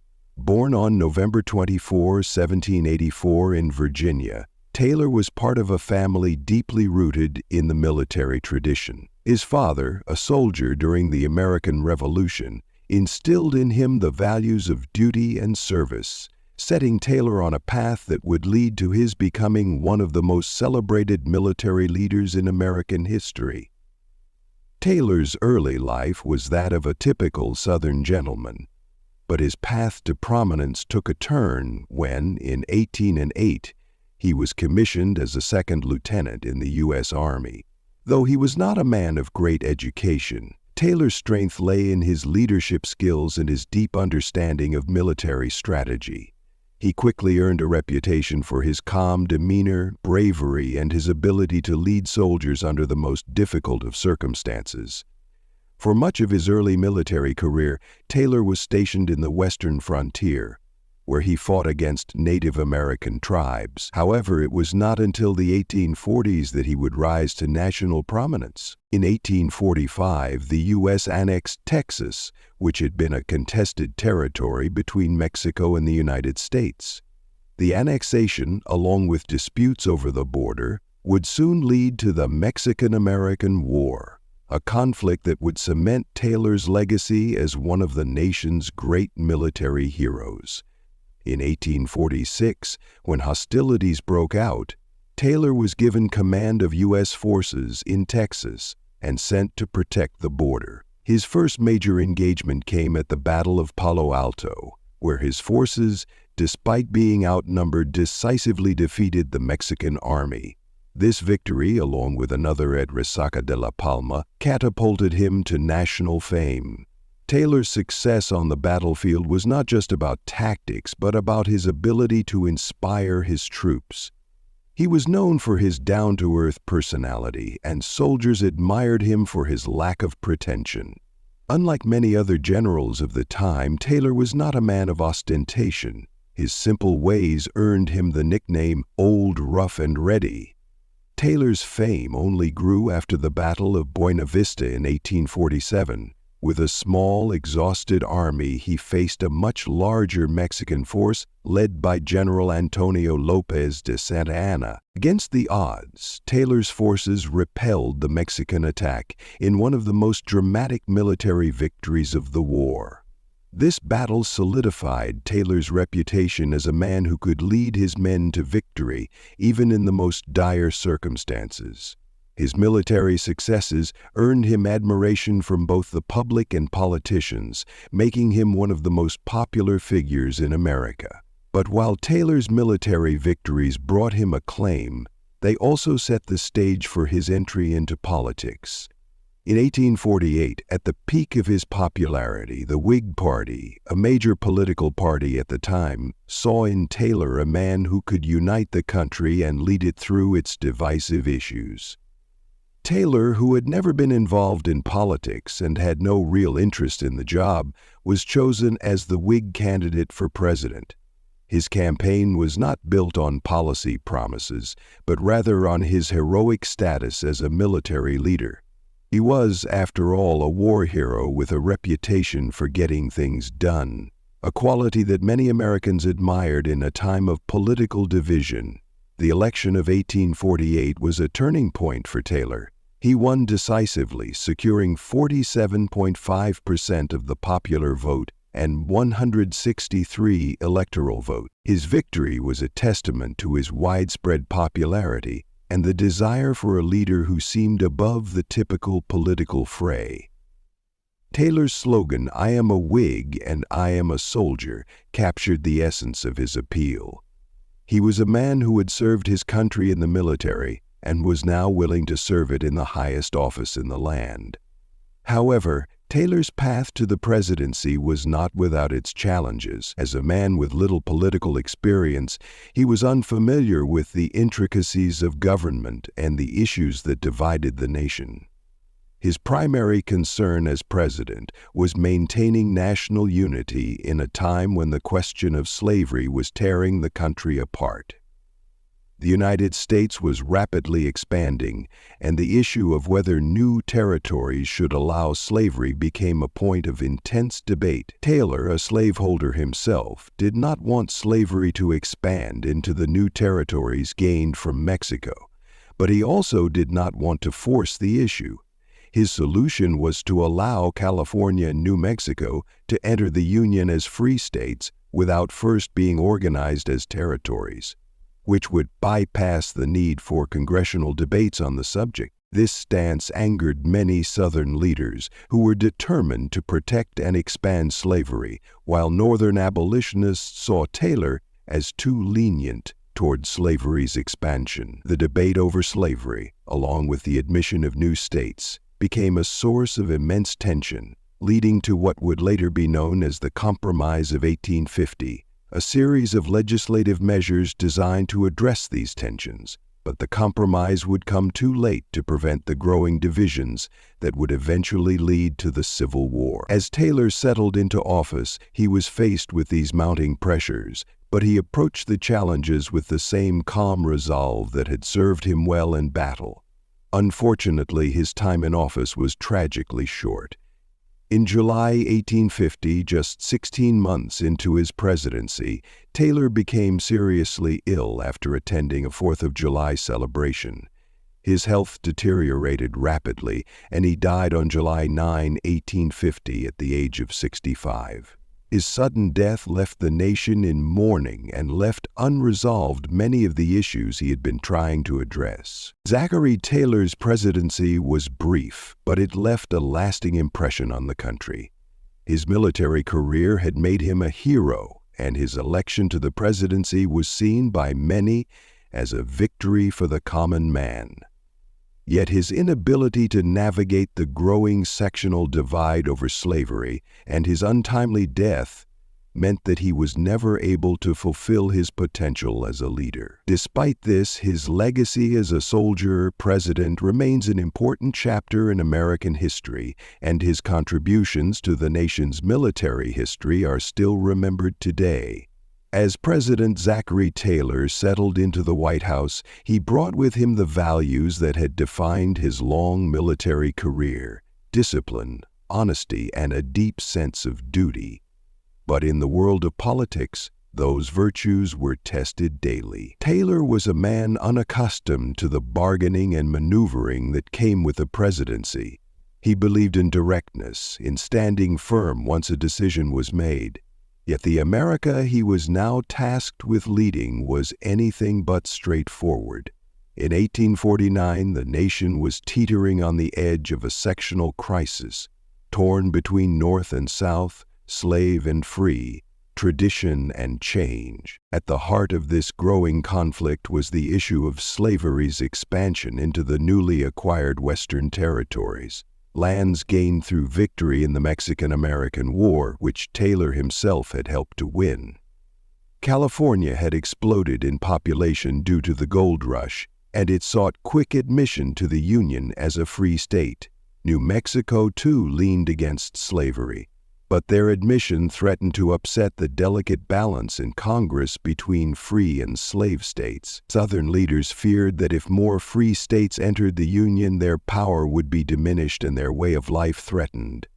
Whispers of secession began to grow louder. Taylor, though a Southern slaveholder himself, was firmly against the expansion of slavery into the new territories, not because he was an abolitionist, but because he feared the consequences it would bring. He believed the territories should decide their own fate, and he supported California and New Mexico's right to enter the Union as free states.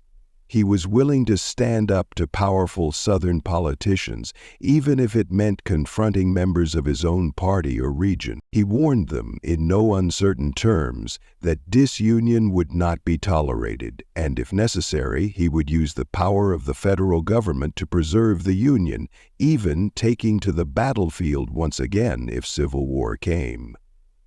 This fierce stance earned him enemies in the South and suspicion from political allies. Henry Clay, the great compromiser of the age, introduced what would become the Compromise of 1850, a package of bills designed to appease both North and South by admitting California as a free state while offering concessions to slaveholding interests, including a stricter fugitive slave law. Taylor, however, opposed this compromise. He believed it rewarded bad behavior and sent the wrong message. He wanted a clean solution. Admit the new states and move forward. He saw compromise not as wisdom, but as weakness in the face of division. But Taylor's presidency would be cut short before any resolution could be reached. On July 4, 1850, during a sweltering Washington summer, Taylor attended a series of Independence Day ceremonies.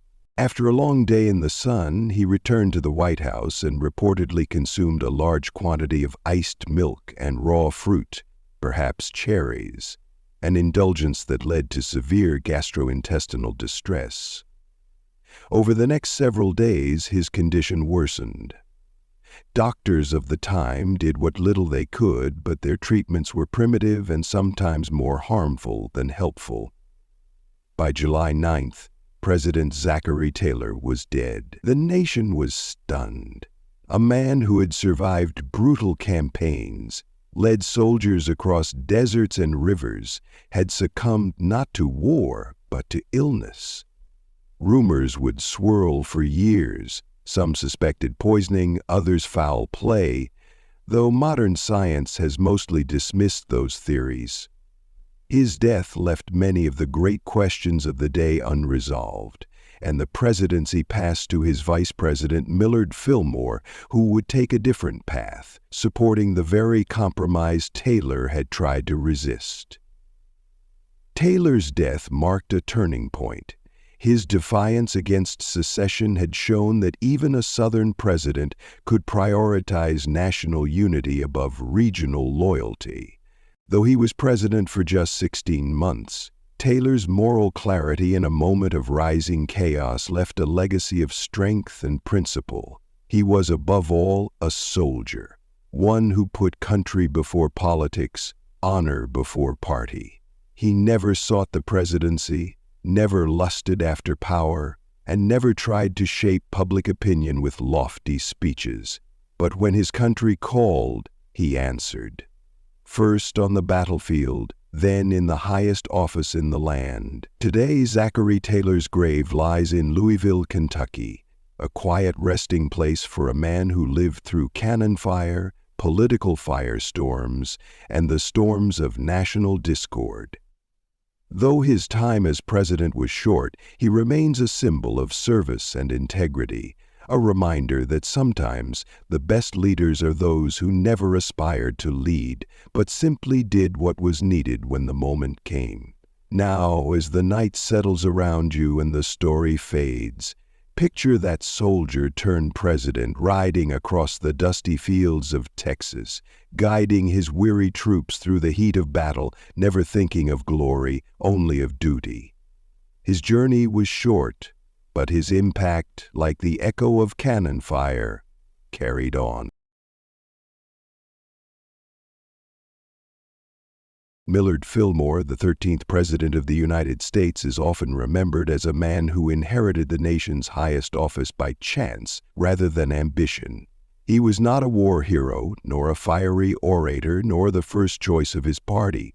Yet when President Zachary Taylor suddenly died in July of 1850, it was Fillmore who stepped into the role, tasked with guiding a fractured nation through one of its most delicate moments. His story is not one of battlefield valor or sweeping popularity, but rather of quiet persistence, sharp intellect, and the burden of leading a country standing on the edge of crisis. Born into poverty on January 7, 1800 in a log cabin in the Finger Lakes region of New York, Millard Fillmore's beginnings were humble. His father was a tenant farmer, and Fillmore grew up helping with the difficult labor of the farm. He had little formal education in his youth, but he was driven by an intense desire to learn. As a young man, he apprenticed as a cloth maker, but soon turned his focus toward law. With borrowed books and the guidance of local lawyers, he studied relentlessly and was eventually admitted to the bar. It was a long, difficult path, marked by self-reliance and sacrifice, but Fillmore built a career as a respected attorney and a steady, conservative thinker. His political career began in the New York State Assembly and eventually took him to the U.S. House of Representatives, where he served multiple terms. In Congress, Fillmore developed a reputation as a diligent lawmaker, cautious with money, and committed to preserving the Union. He opposed the expansion of slavery, not necessarily out of moral opposition, but because he believed it would destabilize the country. He supported protective tariffs and a strong national economy, and his views aligned with the moderate wing of the Whig Party. In 1848, Fillmore was nominated as Zachary Taylor's running mate. It was a calculated move. Taylor was a Southern slaveholder and a war hero with no political experience, while Fillmore, a Northern lawyer with legislative credentials, helped balance the ticket. The two men, however, were not close. Taylor barely consulted Fillmore during their brief time together in office, and Fillmore was often left in the dark about major decisions. He had little influence and no real role in the administration, until fate intervened. On July 9, 1850, Zachary Taylor died suddenly, and Millard Fillmore became President of the United States. He stepped into the role quietly, without fanfare, aware that he had just inherited the leadership of a nation dangerously divided over the issue of slavery. The moment was critical. Congress was deeply embroiled in debates over the status of the territories won in the Mexican-American War, and the proposed compromise of 1850 was the only path forward that might prevent secession. Fillmore, unlike his predecessor, supported the compromise.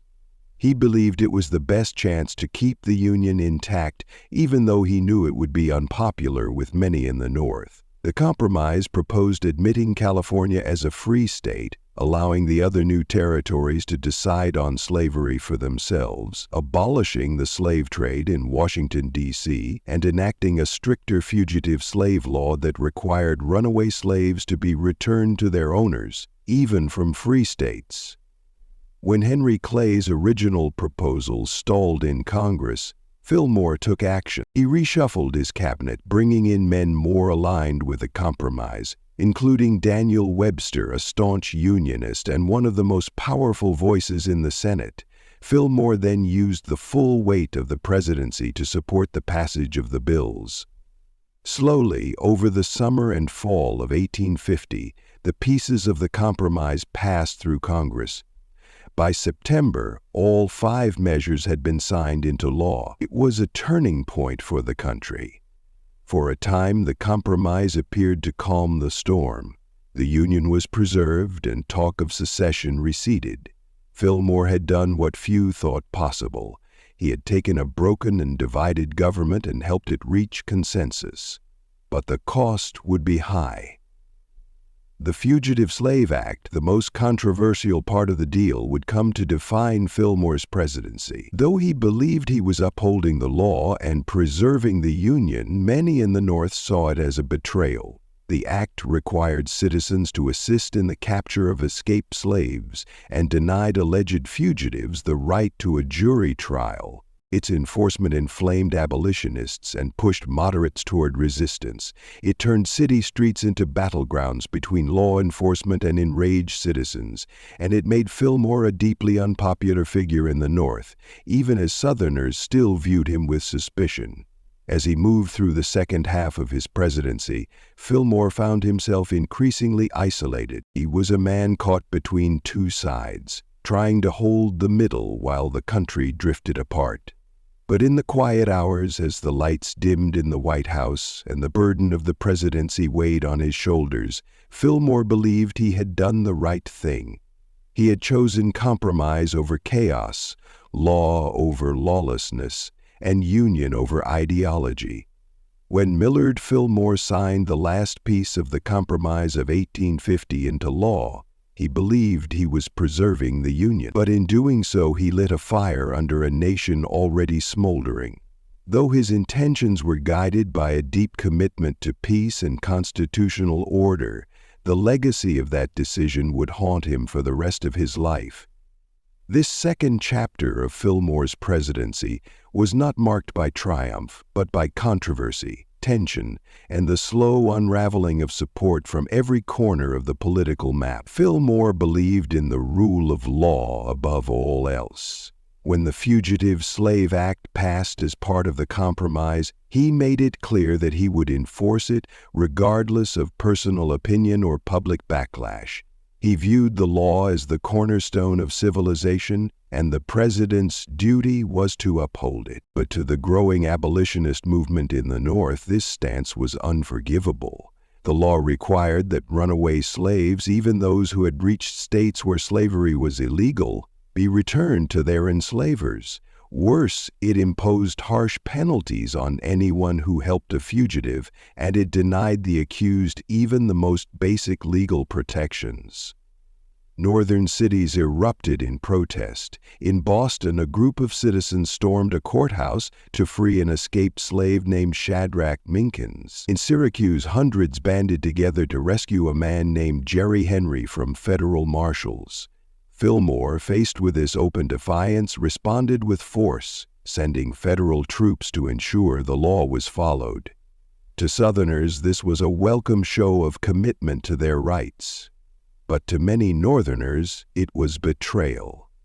The press turned against him.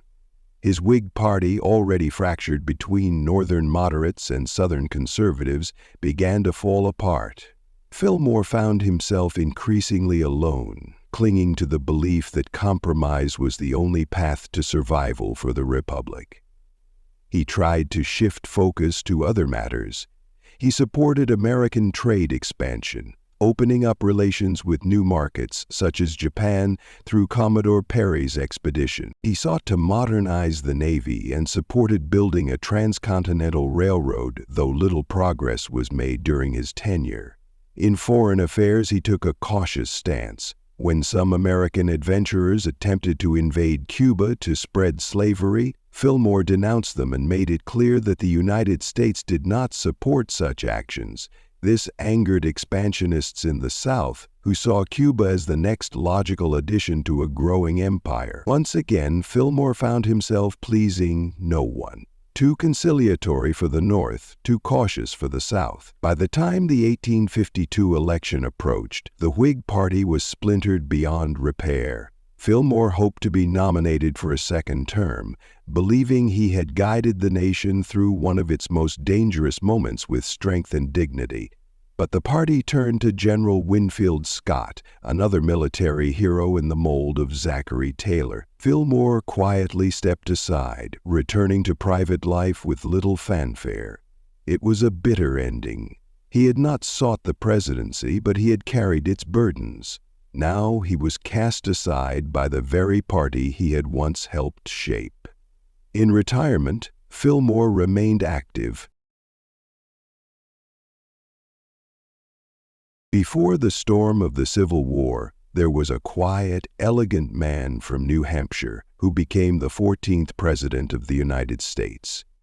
Franklin Pierce was a name barely known beyond his home state when he was thrust into the highest office in the land. Handsome, charming, and eloquent, he seemed like a man born to lead.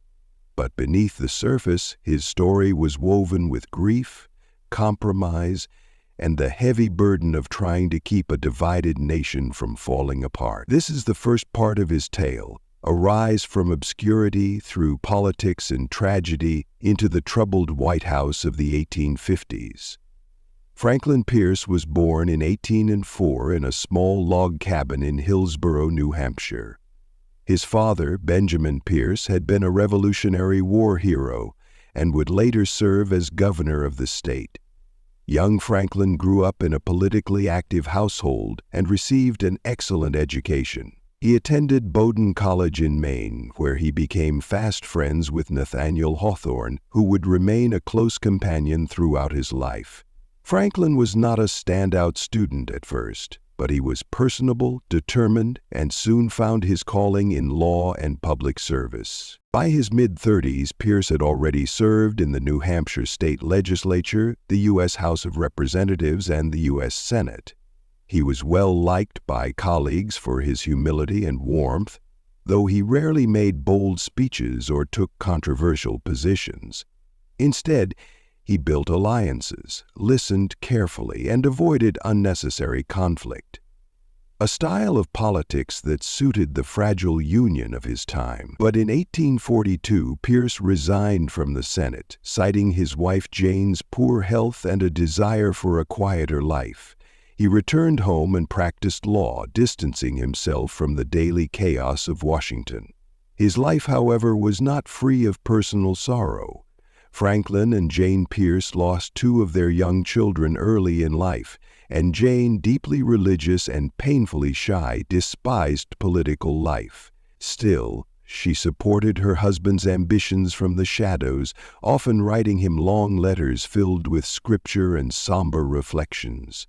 Franklin adored her, but their life was marked by mourning.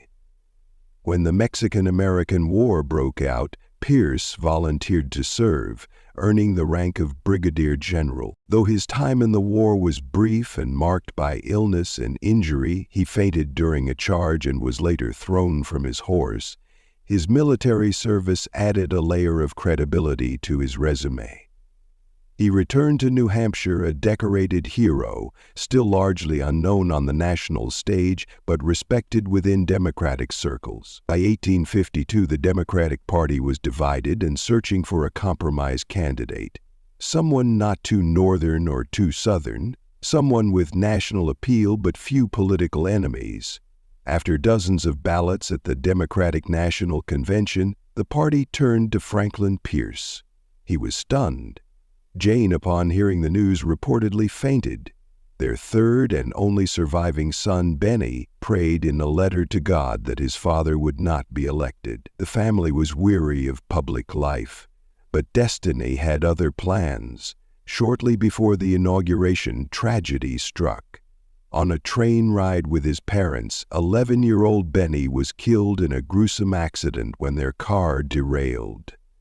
The Pierces witnessed the horrifying scene. Jane fell into a deep depression, and Franklin began his presidency under a cloud of mourning so deep that the First Lady would not attend social events for nearly 2 years. The White House was shrouded in black crepe, and Pierce himself was hollow-eyed and quiet, visibly carrying the weight of his grief into every room. He took the oath of office in March 1853, speaking not from notes but from memory. He pledged to be a president for the whole Union, to preserve the fragile peace between North and South. Yet as he stepped into the role, the forces pulling the country apart were already tightening their grip. He was a president elected to soothe tensions, but soon found himself pulled into one of the most divisive decisions of the era. Franklin Pierce's presidency began in tragedy and uncertainty, but he hoped to lead with unity and resolve. He was polished, idealistic, and deeply committed to the Constitution. Yet the storm was building, and Pierce would soon be swept into the heart of it. Franklin Pierce entered the presidency as a man of charm and promise, but grief had cast a long shadow over his heart. The death of his son just weeks before his inauguration left him emotionally shattered. His wife, Jane, withdrew almost completely from public life, often writing melancholy letters to her lost child, while the White House grew quiet and somber. But the nation beyond its gates was anything but calm. America was changing fast, expanding westward, boiling with ambition and cracking under the pressure of slavery. Pierce hoped to bring balance, but the weight of that hope would soon break him. Pierce believed deeply in the Constitution and the rule of law. He saw himself as a unifier, someone who could respect the rights of both North and South. But his idea of unity required compromise, and in the 1850s, compromise often meant giving in to pro-slavery interests. Early in his presidency, Pierce supported the enforcement of the Fugitive Slave Act, a law that demanded the return of escaped enslaved people, even from free states. To many Northerners, this law was unjust and cruel, but Pierce, a strict legalist, insisted that the law must be obeyed. It made him unpopular in the North, but he believed it was necessary to avoid secession. Then came the Kansas-Nebraska Act of 1854. This piece of legislation, championed by Senator Stephen Douglas and supported by Pierce, allowed settlers in new Western territories to decide for themselves whether to allow slavery. It overturned the Missouri Compromise, which had prohibited slavery in that part of the country for over 30 years. The idea was called popular sovereignty, and Pierce believed it would reduce tension by letting the people choose. But instead it lit a fire. Almost overnight, Kansas became a battlefield. Pro-slavery and anti-slavery settlers flooded in, determined to control the vote. Violence broke out. Towns were burned, people were killed, and the territory earned the grim nickname Bleeding Kansas. Pierce, trying to remain neutral, failed to take decisive action. He condemned the violence, but many felt he favored the pro-slavery side, especially when he recognized a fraudulent pro-slavery territorial government that had been set up through intimidation and rigged votes.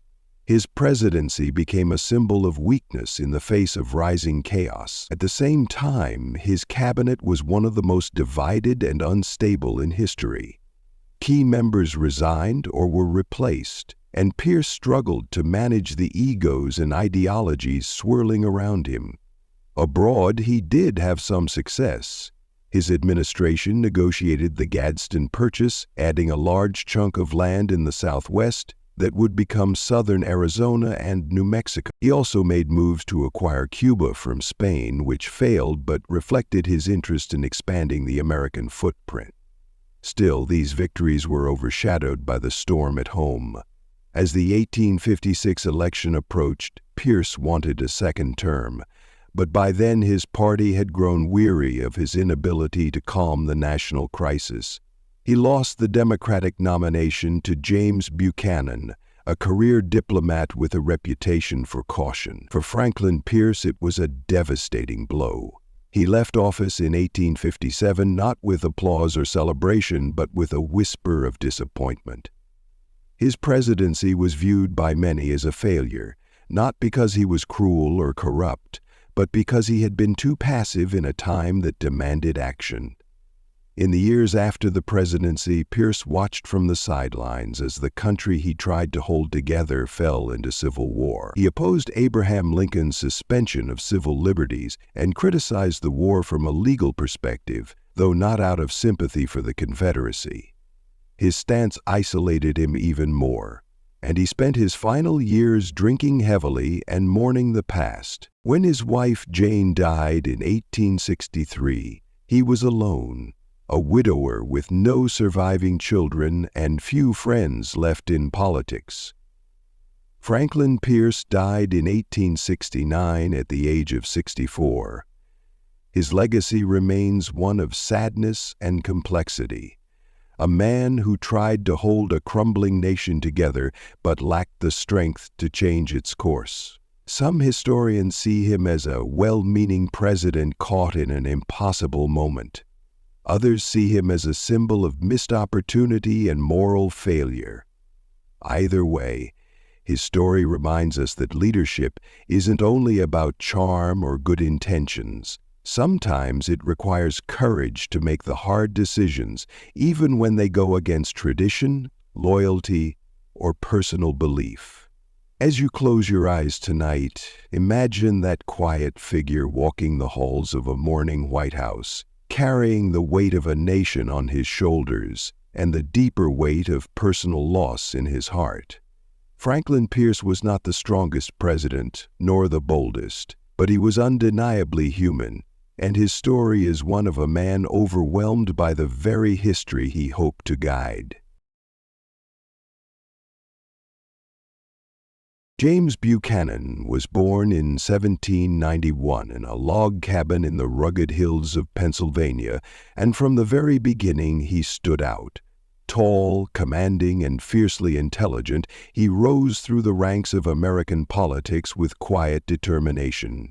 By the time he took office in 1857, he had served as a senator, secretary of state, and minister to the United Kingdom. He had watched the Union stretch, bend, and groan under the strain of slavery and expansion, but still he believed it could be held together.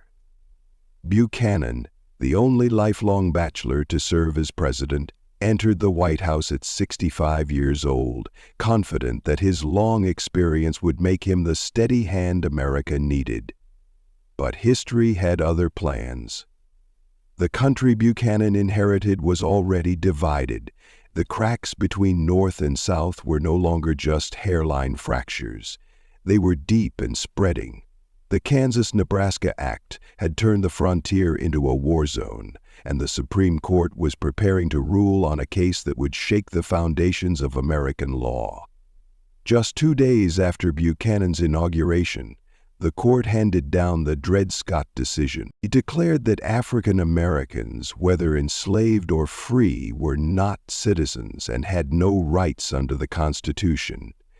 Even more explosively, it said Congress had no power to ban slavery in U.S. territories. Buchanan had known the ruling was coming. In fact, he had spoken privately with justices before the decision was released, encouraging a sweeping verdict that he hoped would settle the slavery issue once and for all. But instead of calming the nation, the ruling set it ablaze. Northerners were horrified. Many believed Buchanan had conspired with the court to expand slavery's reach. Southerners, emboldened, pushed even harder for their rights. And Buchanan, who had wanted to be the great healer, now found himself more like a bystander to chaos. He focused much of his early presidency on Kansas, which remained mired in bloodshed. Buchanan supported the Lecompton Constitution, a pro-slavery document drafted by a minority of settlers.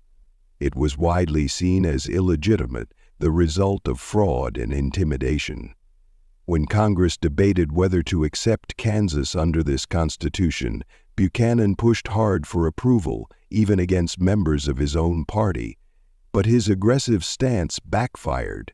A young senator from Illinois named Stephen Douglas, a fellow Democrat, broke with Buchanan and led a successful rebellion against the measure. Buchanan had tried to bring Kansas into the Union as a slave state, but the resistance only deepened divisions within his party and the country. As years passed, Buchanan clung to a strict interpretation of the Constitution. He believed that states had the right to manage their own affairs, and that the federal government had no power to interfere with slavery where it already existed. He warned against abolitionism, which he believed threatened to tear the nation apart. Yet as president, he did little to bridge the widening divide. His leadership was cautious, legalistic, and reactive, at a time when the country needed boldness and clarity. Meanwhile, new political forces were rising. The Republican Party, a coalition of anti-slavery Northerners, gained momentum. In the 1858 Illinois Senate race, Abraham Lincoln challenged Stephen Douglas and declared, "A house divided against itself cannot stand." Buchanan watched this with unease. He feared Republican ideology would provoke the South to secede, and he hoped to maintain peace by avoiding confrontation. But his efforts to remain neutral only made him appear weak. As the end of his term approached, the storm clouds darkened. In 1860, the nation held a fateful election. The Democratic Party split between Northern and Southern factions, and the Republicans nominated Lincoln. When Lincoln won the presidency, Southern states began to secede one by one. Buchanan, still in office during the 4-month transition period, refused to take strong action. He believed secession was illegal, but also believed the federal government had no authority to stop it. In his final days as president, 7 states left the Union, and the Confederate States of America was formed. The country was on the brink of civil war, and Buchanan was paralyzed. His presidency would be remembered as one of inaction in the face of disaster.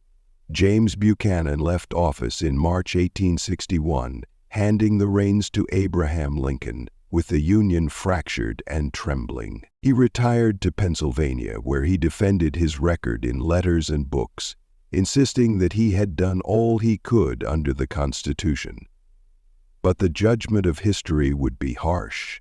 Many came to see him as the man who sat still while the nation fell apart.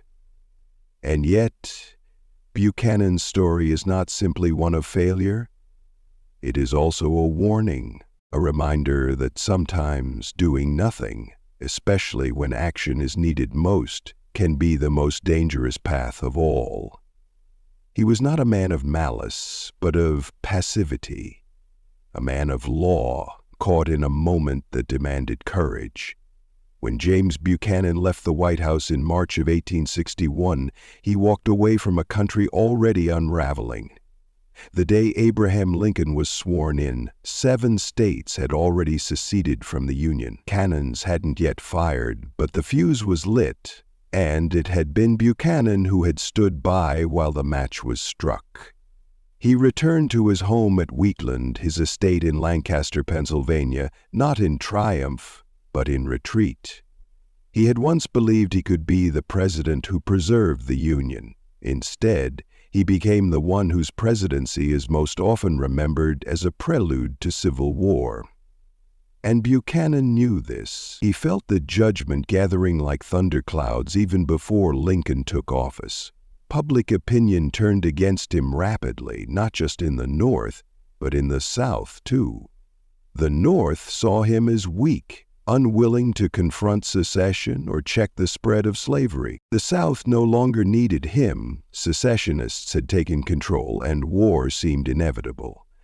He had tried to straddle the widening chasm between the regions, and in doing so lost the trust of both. From Wheatland, Buchanan watched as the conflict he had tried to avoid erupted into full-blown war. Fort Sumter was fired upon just weeks after his return home, and suddenly the question of whether the Union would endure was no longer a debate. It was a battlefield. In letters to friends and former colleagues, Buchanan fiercely defended his choices. He insisted that his hands had been tied by the Constitution, that Congress had failed to act, that the rebellion was not his fault. He wrote a full memoir, Mr. Buchanan's Administration on the Eve of the Rebellion, where he laid out in precise legal terms what he believed had happened. But the more he explained, the more he revealed what history would come to see: a man who understood the law but not the moment. He had never intended to be a villain. His life had been devoted to the idea of the Union, to compromise, to stability. In many ways, Buchanan was the last of a generation of American leaders who believed that holding things together mattered more than reforming them.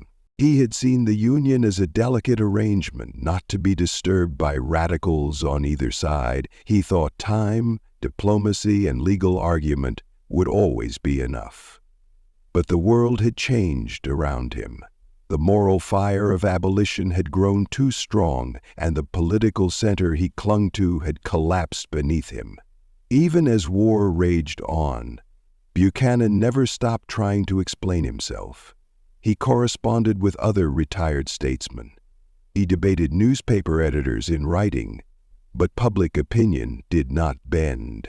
As the death toll rose and the country bled, Americans looked back at Buchanan's inaction with growing bitterness. The contrast between his presidency and Lincoln's wartime leadership only deepened the sense that he had failed in a critical hour. And yet, there is a quiet tragedy to Buchanan's story. He had devoted his life to public service. He was educated, skilled in foreign diplomacy, and respected in his earlier years for his intellect.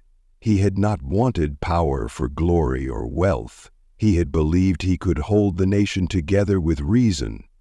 But history had little use for reason in those days.